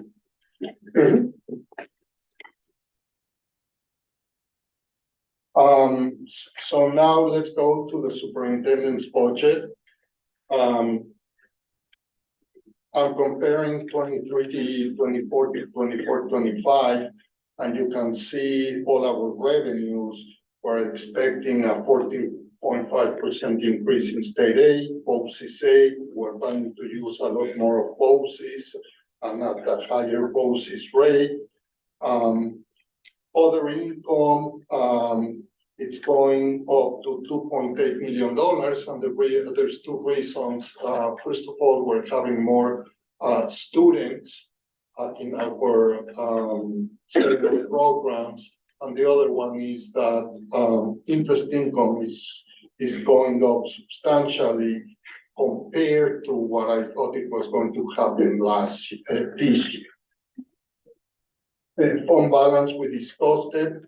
Pilots went down because of the whole tech pilot, even though the other pilots went up, but it's a major part. Cessation fund, like I mentioned, went down approximately $2 million. So overall, our non-property tax revenues will go up 5%. Our proposed budget is $93.1 million. It's an increase of 5.8, and this brings us a tax levy increase of 6.4, with a tax cap of approximately 4.1. So if we go to contingent budget, our budget has to be, instead of 93.1, 89.9. And that means that we will have to cut $3.2 million.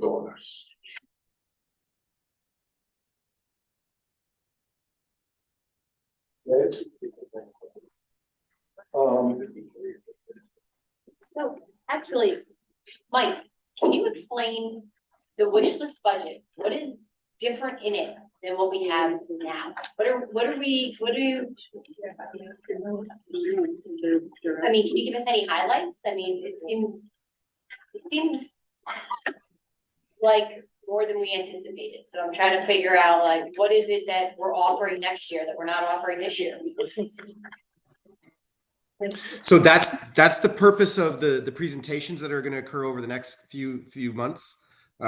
Few weeks, where we have our whether it be executive directors or whether it be the people who are overseeing programs, they're going to come and present some of those as unless we go back to them ahead of time and say this is what you need to consider before your presentation to reduce, because we do know our parameter is to have a budget that is tax cap compliant. Correct. So we're obviously not there right now. We're at 6.42 of a proposed levy with a tax cap of an estimated or anticipated 4.1. So oftentimes you'll see people present programs that may have staffing that they may like to include. When you looked at some of Enrique's assumptions, you saw that there was the as an example, an inclusion of monitors for the buses. So those types of things, particularly staffing, drive in addition to our contractually obligated expenses such as salaries or health insurance, combined with those wish list items, you see that large increase.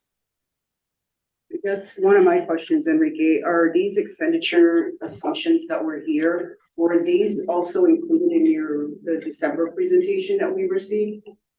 No. These were not. No. And I guess. Mike and I worked during the vacation on these numbers, so these are we discussed them in finance and just this Monday. I guess my question from last year to this year, we got an extra $2.9 million that's reflected in this budget that we didn't have last year, and our tax cap is still going to be close to 4%. So to piggyback on Jen's question, I'm trying to figure out what changed so drastically that has now changed to this. Didn't we have 3 million last year? It canceled itself out. 3 million of what? State aid. No, state aid last year we had $12.4 million. And this year, in the spreadsheet, it's still $2 million. Right, so it's 1.8 million more. If you look at the BOCES aid, we're getting an extra $92,000 there. In other tuitions and other incomes, it's an extra $850,000 there. Sales tax is $200,000 more, and the transfer is $23,000. And on top of that, we're also using an extra $1.1 million from the fund balance, which every year we've had leftovers from the fund balance for the last 2 years. So now we're adding an extra, let's just call it $4.1 million into this budget that we didn't even have last year. And the tax cap is still close to 4%. So I'm trying to figure out what changed from last year to this year to drive the cost. And you mean not last calendar meeting, we had the presentation. I'm talking 23 to 23 to 24. Yeah. Yeah, it's an overall. So we're receiving a lot more, but we're spending. Spend money. You got something on your mind. I guess when people come to present, I don't know, I mean, priority list or something, you guys. Well, yes. So what we've already done is we've already asked our principals to go back and take a look at their submitted budgets, because we Enrique and I know that the budgets that were submitted to us at the end of December put us in a situation where we were not compliant with the tax cap. So we've already asked them to go back and to identify expenditures that are not needed. So that involves time. That involves going to the people who submitted budgets to them and saying, you gave this, I'm acting as a building principal, you gave me this amount of dollars in textbooks. Do we truly need that this year to run the program? Is that a priority of yours? If it is, what are you willing to give up to cut? At this point in time, Enrique and I did not give people who oversee budget codes a directive of a specific amount to cut. We shared the story with them of the parameter of what the board has asked us to do is remain in the tax cap. So we've asked them to go back and go through and give us only what they need to not cut program, to maintain an appropriate program for our students, unless it's a new add-on to the program, because we saw how high we're over the tax levy, right? So we said, you gave us what you thought you needed, and we appreciate that because we want to know that to continuously improve. If you want to add something new, you have to take away something of equal value to make sure that we can start to whittle away at how much we are over the tax cap. I guess we keep saying tax cap, but the last 2 years is 2%, no? This year is 4.1%. Every year is different. No, the last 2 years, It's been less for last year, right? Based on your sheeping you had. Less. let's go to. I just realized I may have been unmuted, or I may have been muted. Was I muted for a while there? We heard you. Oh, okay, all right, I'm sorry. Well, yeah, So well, last, what did you last say? year, You might our have muted? tax, Because I won't know if you're muted. About what Enrique and I asked the principals and the other people who oversee budgets. Okay, all right. I bet you wish I was. was close to 16%, Say that again? the tax cap. Yeah. If we go back to, like, I don't have pages, but, You know, it's the tax cap comparison. the Right, tax page cap 4, right. comparison. Then, No, that one, yeah. The red one is our tax cap. So we can, as you can see, it was never, maybe 1 year, 2%, not exactly 2%, because specifically us, our pilots really distort the tax cap. So in that sense, our tax cap, it's been different. This year is higher than last year because we're going to have lower pilots, you know, all the parts of the formula. And again, it might be more, it might be less. It's going to depend on state aid. I guess one of my questions is if we don't get the extra, $1.8 million that you have in here in state aid, what does that do to this budget right now? Because right now, that's just your projection, right? And that's just based on, I guess someone said that the foundation aid is what's like 28% higher that all the school districts are kind of waiting or expecting. So I'm assuming that's what this is based on, but if we don't get that money, then we're gonna be going into our fund balance that we've been saving into every year and using money out of there, correct? No question about it, yes. And I know when we get to 2029, we're down to like $598,000. And if we start taking from the fund balance to just make up the differences here, we're gonna be in a lot worse off shape once we get to the end. Yeah, although you can't really. Yes. I think that's why those projections are really important, that everybody's looking at those now at the next meeting. And one more question. Does this take into consideration like any spike in enrollment? Like we have more students than we have now. Like we're just basing this on current enrollment, right? Exactly. Let me say this. Everything that comes here is based on our actual staffing. So, for example, when I'm budgeting that Benita is going to be here, Margaret is going to be here, all the teachers are going to be here. The teachers, I'm basing staffing based on our payroll as of December 2nd or 3rd. So that's what I'm saying. If there's more, then I'm short. If there's going to be less students, and we can cut expenses because of that, but you need to start somewhere, and that's why this is just a start. Can I piggyback on her question when we talk about enrollment? right now, are we at 2,158 students? About right? And we're at, is it either 260 or 250 teachers? I think that I take into account with the new, with the OT, the teacher, the two people from Lisa that are adding were at 254 because this year we're at 252. Okay, so we're at 252, and if we talk about what Lisa's adding, we're at 254. So I know a lot of people at home, because we're gonna be in this predicament every year, and we have to reduce expenses. So just to put it in people's minds at home, you're at 252 teachers, and your enrollment is. I'm sorry, when I say teachers, I include OT, PT, everyone in HHCSD. I had 250 and I know we added it, so let's just say it's 250. Once again, we're gonna be at 2,158 students.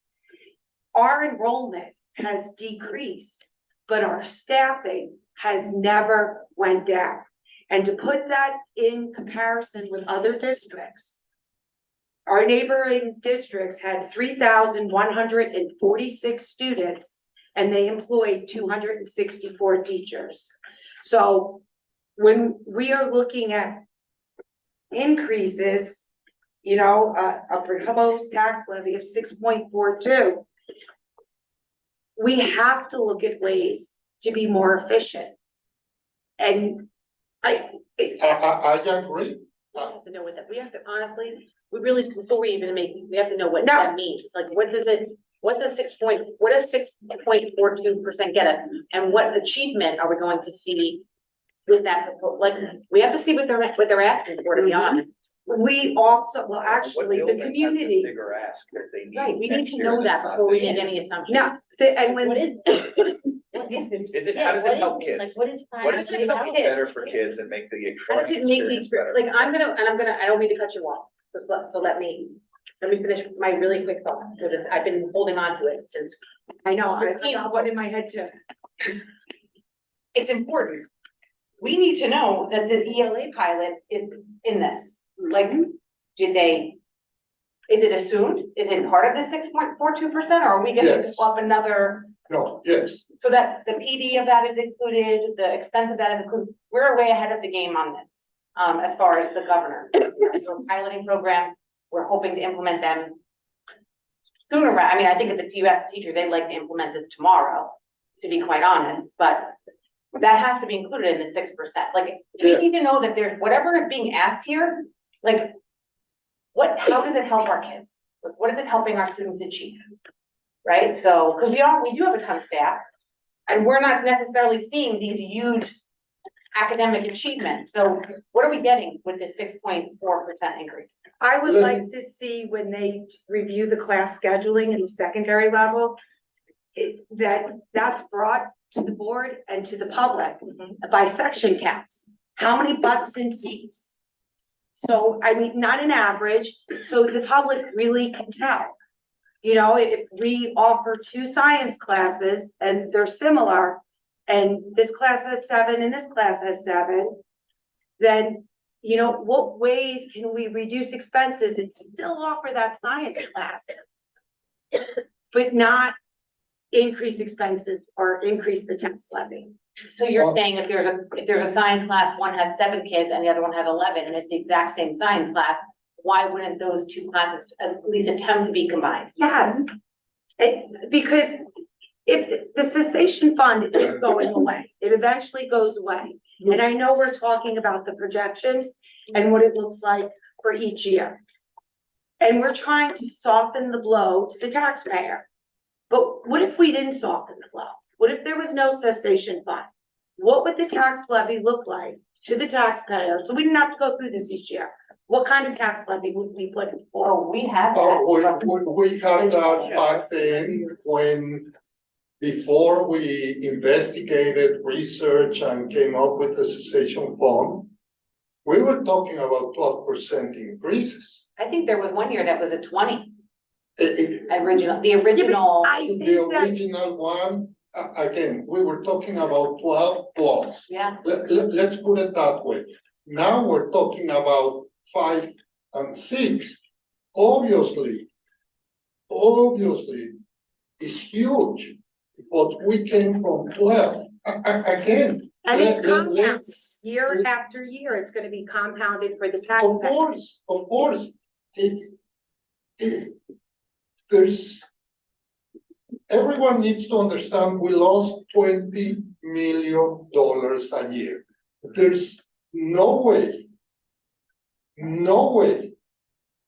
that you can run a district when you lose $20 million a year in revenue. And that's what happened to us. You cannot run the same district, let me put it that way, that when you had those $20 million. It has to be a different district. It has to be a more efficient district. It has to be, I'm just giving in general, more efficient district. I don't know what else to say. I think we need to understand what changed from our December projections to now where we went from 90 million to $93 million. Like, what are we giving our students differently? It's like From the 2.75 we had to now it's 6.4%, right? Like, we also got more aid than we did the year before, and we're also spending more of our cessation fund. We're putting an I extra can give you the 4.1 million. big numbers. You have 800,000 in health insurance. You have $500,000 in more debt. In the past, including this year, we budgeted $110,000 for substitute teachers. And we were always a little bit more, a little bit less, everything. This year, we're already, and I don't remember the number, but we're close to 250,000. So if that's going to happen next year, I need to budget for $500,000. That's $400,000 more than this year that I'm budgeting. Because if I budget the same 100, by October, I have to come to the board and say, board, we don't have money for substitute teachers. What do you want to do with the student? Yeah. So just there, we're talking $2 million, and we haven't done any other regular increase of the 2%, like salaries, like But I thought the everything else. salary increases were reflected in December's projections. When we reviewed them. No, that's what I'm saying. Everything of that 2%, everything that I knew was included. I guess But I didn't know. what I need to understand, or I guess the district, people at home looking at this are gonna try to understand, right? We went from consistent years of where we were saving money and putting money away into the fund balance, right? And this now is gonna be the first year where we're not saving any money. We got an extra $2.9 million in state aid, and we're also gonna now spend another $1.1 million additionally out of our fund balance in order to offset the tax levy, and it's still 6.42%. So I think we have to show what our district is doing in order to get to this number. Like, we have to actually justify what this number is providing, because if you're saying to me, it's the same services as you gave last year to the students, then why is it so high? What changed?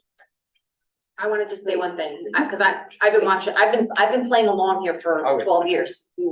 Okay, You're good. Go ahead. I've been playing along for 12 years.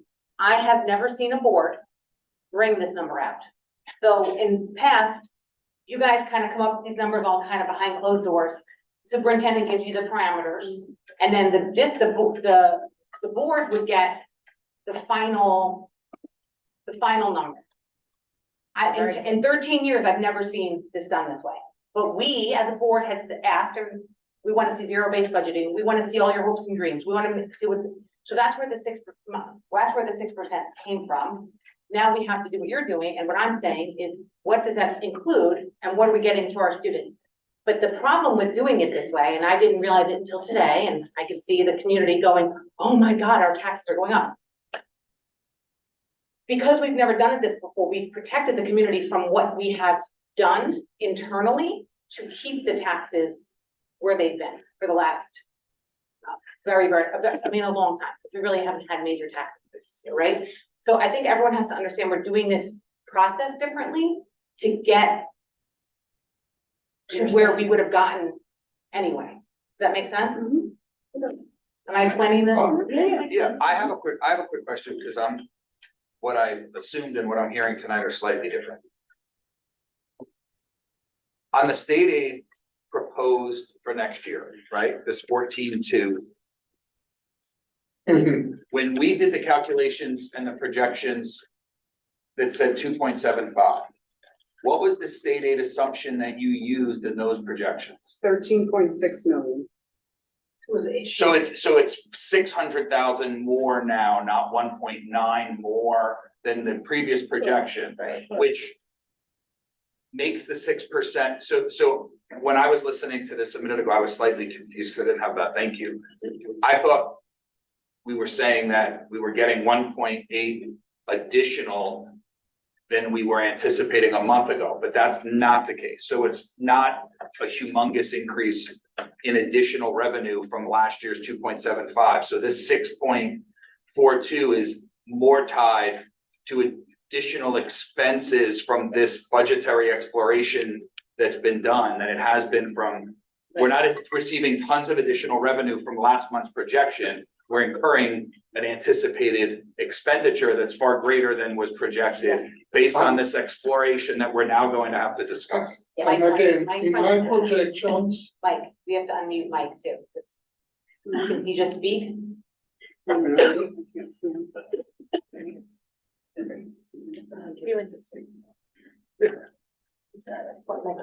ago, I was like, wait, we just got $2 million extra and 6% increase somewhere. I was like, that doesn't make sense.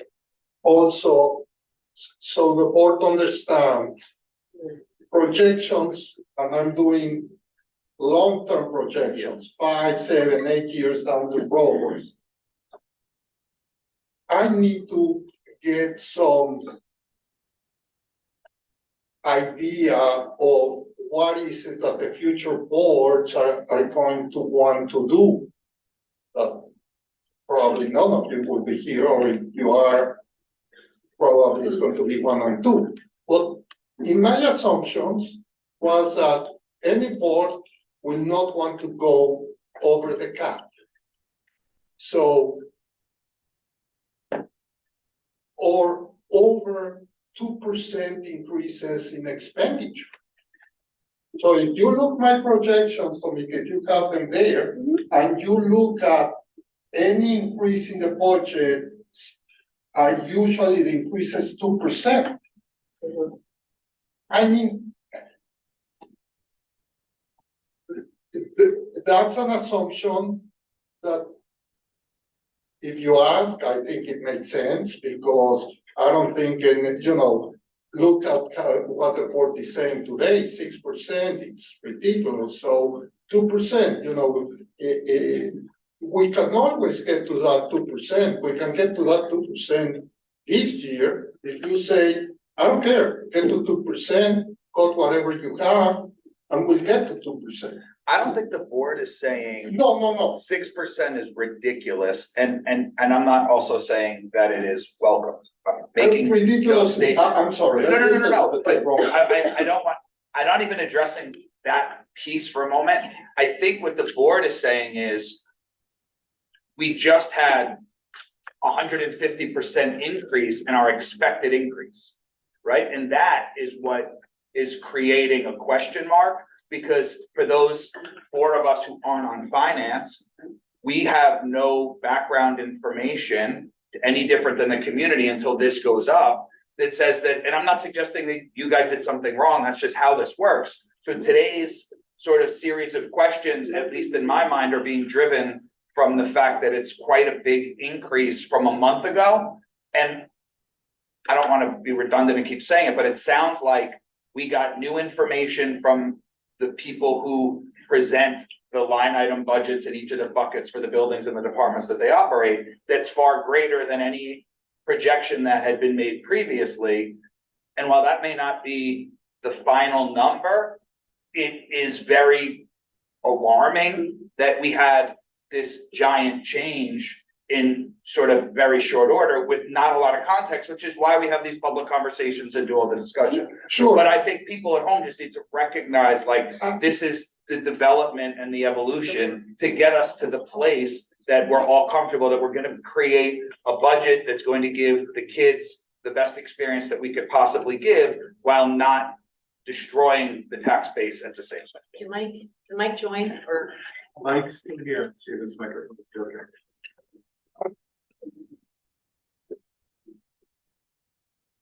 Okay. My projections that I showed in December still didn't have any of the information that I have today. It was just the 2% because I know that the board doesn't want to go over the cap, and in order for us not to go over the cap, I need that 2%. I didn't know that the increase in our premiums was going to be 5%. I thought it was going to be 2 to 3, like it has been in the past years. And I'm part of the board of the consortium. We asked. Can I ask you, Enrique, the budget expense pie chart that you have? I don't know, there's no page numbers. It starts with the revenue assumptions. The two biggest pieces of your pie, one is salaries. Can you tell me if Hendrick Hudson teachers, compared to other districts locally, are paid on the low end, the middle end, or the high end? Compared to the local districts like Austin, Peekskill, Croton, Lakeland? I wouldn't know. But I assume that we're very competitive. I wouldn't say we're at the low end or at the high end. I think we are there. Because if I pull information, I have that Hendrick Hudson average teacher salary is actually higher than Croton, Peekskill, Lakeland, and Austin. We discussed that. Unfortunately, that's very skewed because the reason might be that our teachers have been more years teaching. Right. I just want the public at home to know that we did float an incentive, a retirement incentive last year to the teachers. So that we are, and we have been looking at ways to creatively cut expenses without cutting program. So I just think I think people at home should know that. No, I mean, and again, when you lose $20 million and you afford what you have. I mean, it's like if tomorrow North closes, you lose your salary and you continue to live the same way. No. So can you hear me now? I should think that the district is. Mike, you just got one. He's gone. I apologize. My audio must have disconnected. So Jeremy had wrapped up what I was attempting to say. Again, I want to remind everybody that this is the superintendent's budget that was built upon everything from December when budgets were submitted to us until now, that we worked with our educational colleagues and said, this is what we are requesting.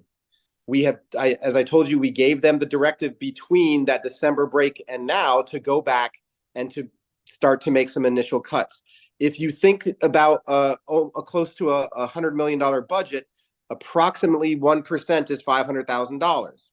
So that is where we need to be looking at what causes us to go from perhaps 2% to 6%. With every $1 million, think about how much you're going up. So we know that when we come back to you and we have our first presentation of the individuals who oversee departments, with Lisa presenting her budget, she is going to show you what some of those wish list items are. Between tonight and Lisa's presentation, I'm going to ask you for more feedback. We know that at 6% tax levy request is not within the parameters you gave us, but we are presenting to you and the public where we are at this point in time in a transparent manner, so you can see how we are building the budget and how we are responding to feedback.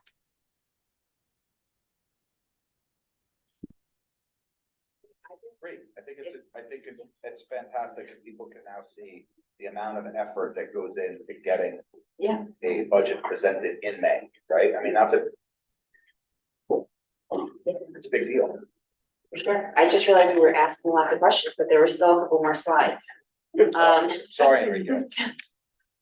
Well, the next two slides are basic informational for the community.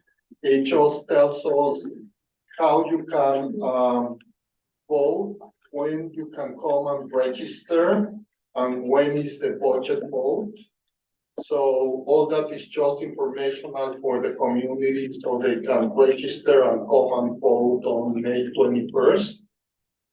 And the next one, I just want to talk a little bit about the contingent budget rules.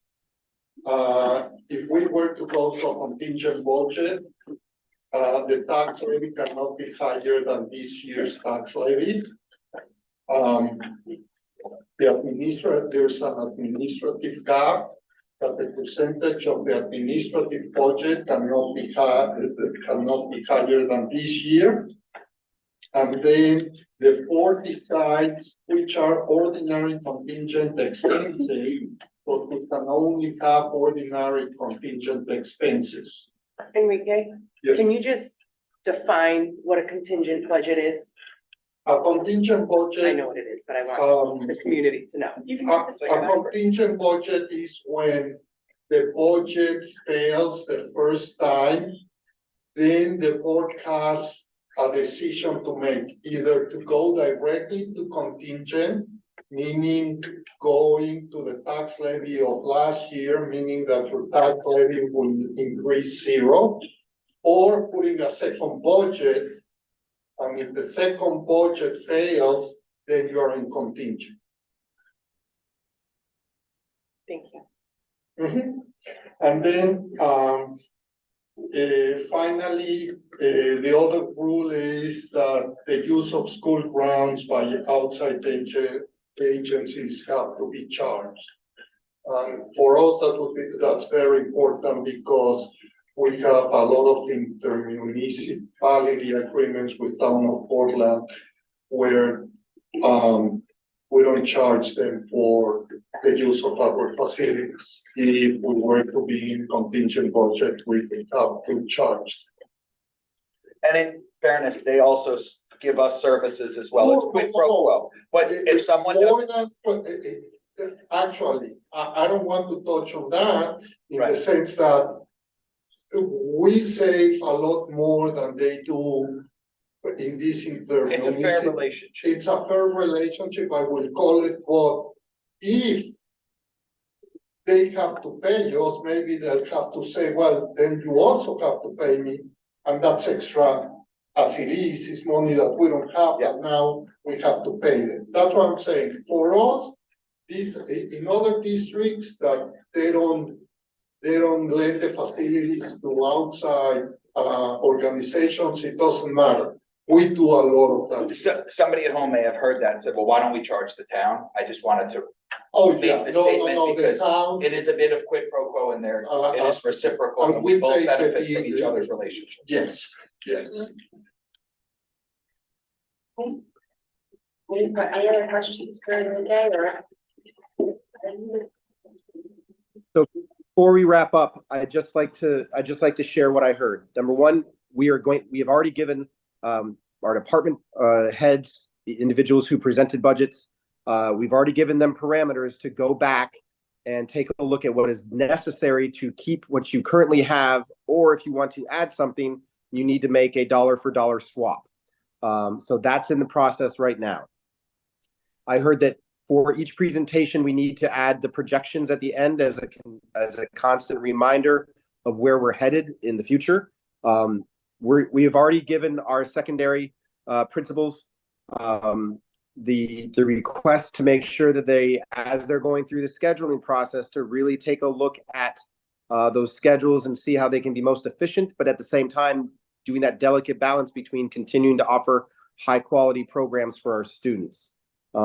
What are other suggestions that the board may have at this time? And I know that that may not be an easy question because you don't know necessarily what's being asked for, but are there any other suggestions other than that you would like to see at the next budget presentation? I think we're all gonna have thoughts on it once we reflect upon this meeting, because we just discussed so many important things. Can we get back to you with that? Like, can the board email for a later discussion or share with the finance committee, and then you guys can? Yeah. Of course, I would just remind you that the format for how the presentations are going to work, Enrique and I will always have some components, whether it's we're sharing with you what the tax cap is, if we receive more state aid, what are the projections. But in general terms, when individuals or groups of our colleagues present, they will be saying, what have we done with funds in 23-24? What would we like to do with submitted budget proposals that we have for 24-25? And in general terms, do we anticipate our codes increasing and decreasing, and why? On March 2nd, we'll get into more of that detail with wherever they have ended up at that point in time, because they should be going back to their budget based upon feedback that we receive. So just know that if you see that athletics is going to be on February 27th, if you have a question about athletics right now, we're probably going to get to it at that point in time. I also think it's important for us to have an understanding of like budget versus actual. Like we discussed a little bit of it tonight, but like there's some, I think you highlighted it, but is there any way to provide that to us? Is there some kind of thing you can export so we can see the budget code to see where we had? We did ask for that in finance committee, where we're asking you for that, to do like what last year's actual was and what this year's is. Right. So that we can compare each code as we go. Okay. And we should have the budget too. Yeah. Right, like in the middle, like what last year was, what this year was asked to be. Yeah. And then what this year is and where it's trending. Mhm. And I think the other piece, if we're gonna do that, and this is gonna get real granular, but if there's an expense that's heavily weighted to the beginning or to the end of the year, maybe we put an asterisk, because if it shows that we're trending and we've used 80% of a budget line expense already, but it's not going to continue at that rate because it's a beginning of the year expense, let's call it out so we don't assume that that's going to be trending at that same rate for the rest and become a giant hole when really it's on track for the annual Yeah, I expense. think Enrique does you do the year to date on each of the ones we've seen so far, and what the total was for the year before, so we kind of know where we're gonna be ending up. Awesome. Yeah, so we were anticipating having that level of detail at the March 2nd. We can adjust that if the board would like. We were planning on having the actual of 23-24 versus the requested of 24-25, and the in progress for the individual for the upcoming presentations prior to March 2nd. Is that acceptable? Yeah. Yeah, that's. I have one thing, so every like couple weeks, we're gonna get these new pieces from all of the different departments. Can you update us from week to week, like after they go back, if they were taking things out or adding things in? Can you kind of recap that for us at the beginning of the following one with a summary of each that has already been presented before, and if there were any changes made, just so we can stay like refreshed as we're looking at this? And that was Tina's de Tremblay.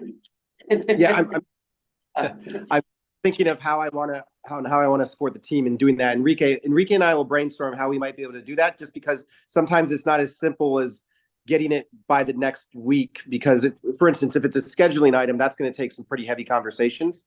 But we want to make sure we meet that request. Let me get back.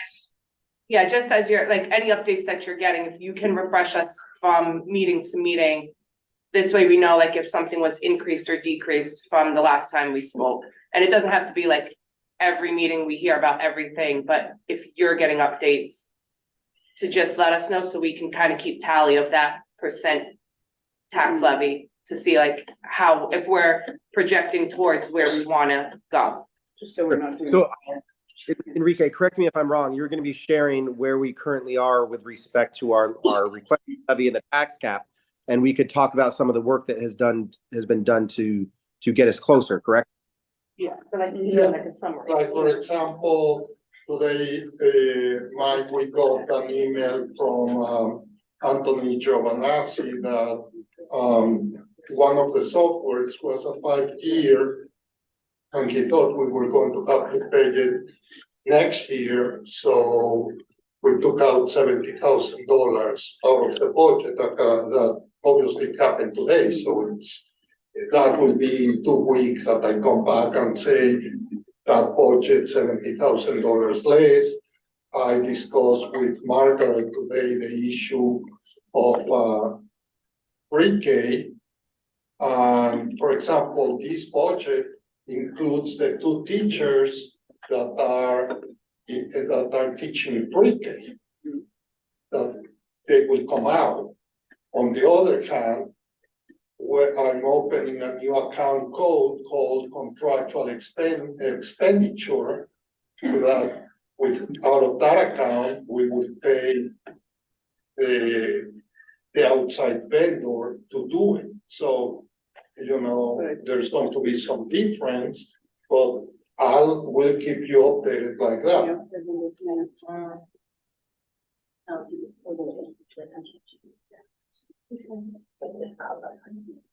Okay, thank you. Everyone's getting a little tired. Yeah. Right. Thank you, Enrique. Thank you. Good start. Board comments, big business, committees. Safety update. Sure. Real quick, I'll make it short and sweet. Annual training at BB every year for the gas line. It will be in January this year. Typically that would be a fall training on a go forward basis. The CRG, which is the mapping of all the buildings for safety purposes. So the walkthroughs are happening. It sounds like the high school has been done and they're expecting the other 4 buildings to have the walkthroughs completed this month, maybe even the first half of this month.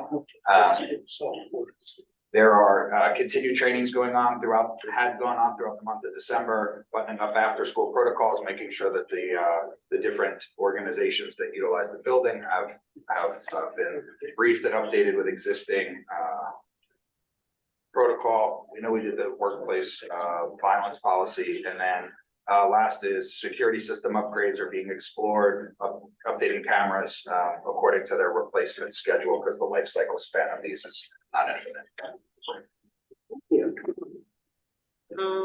Today we have facilities.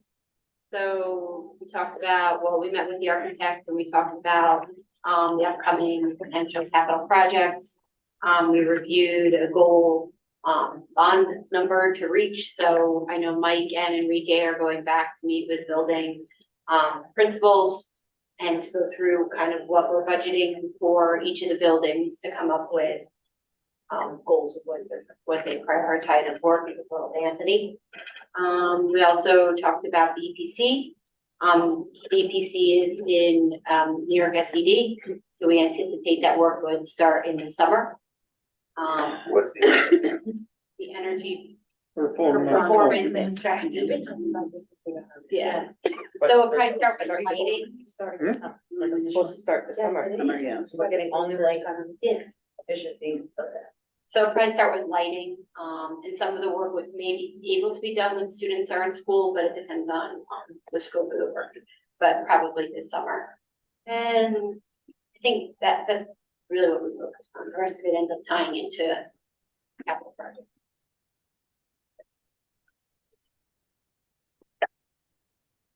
Anything you do on policy?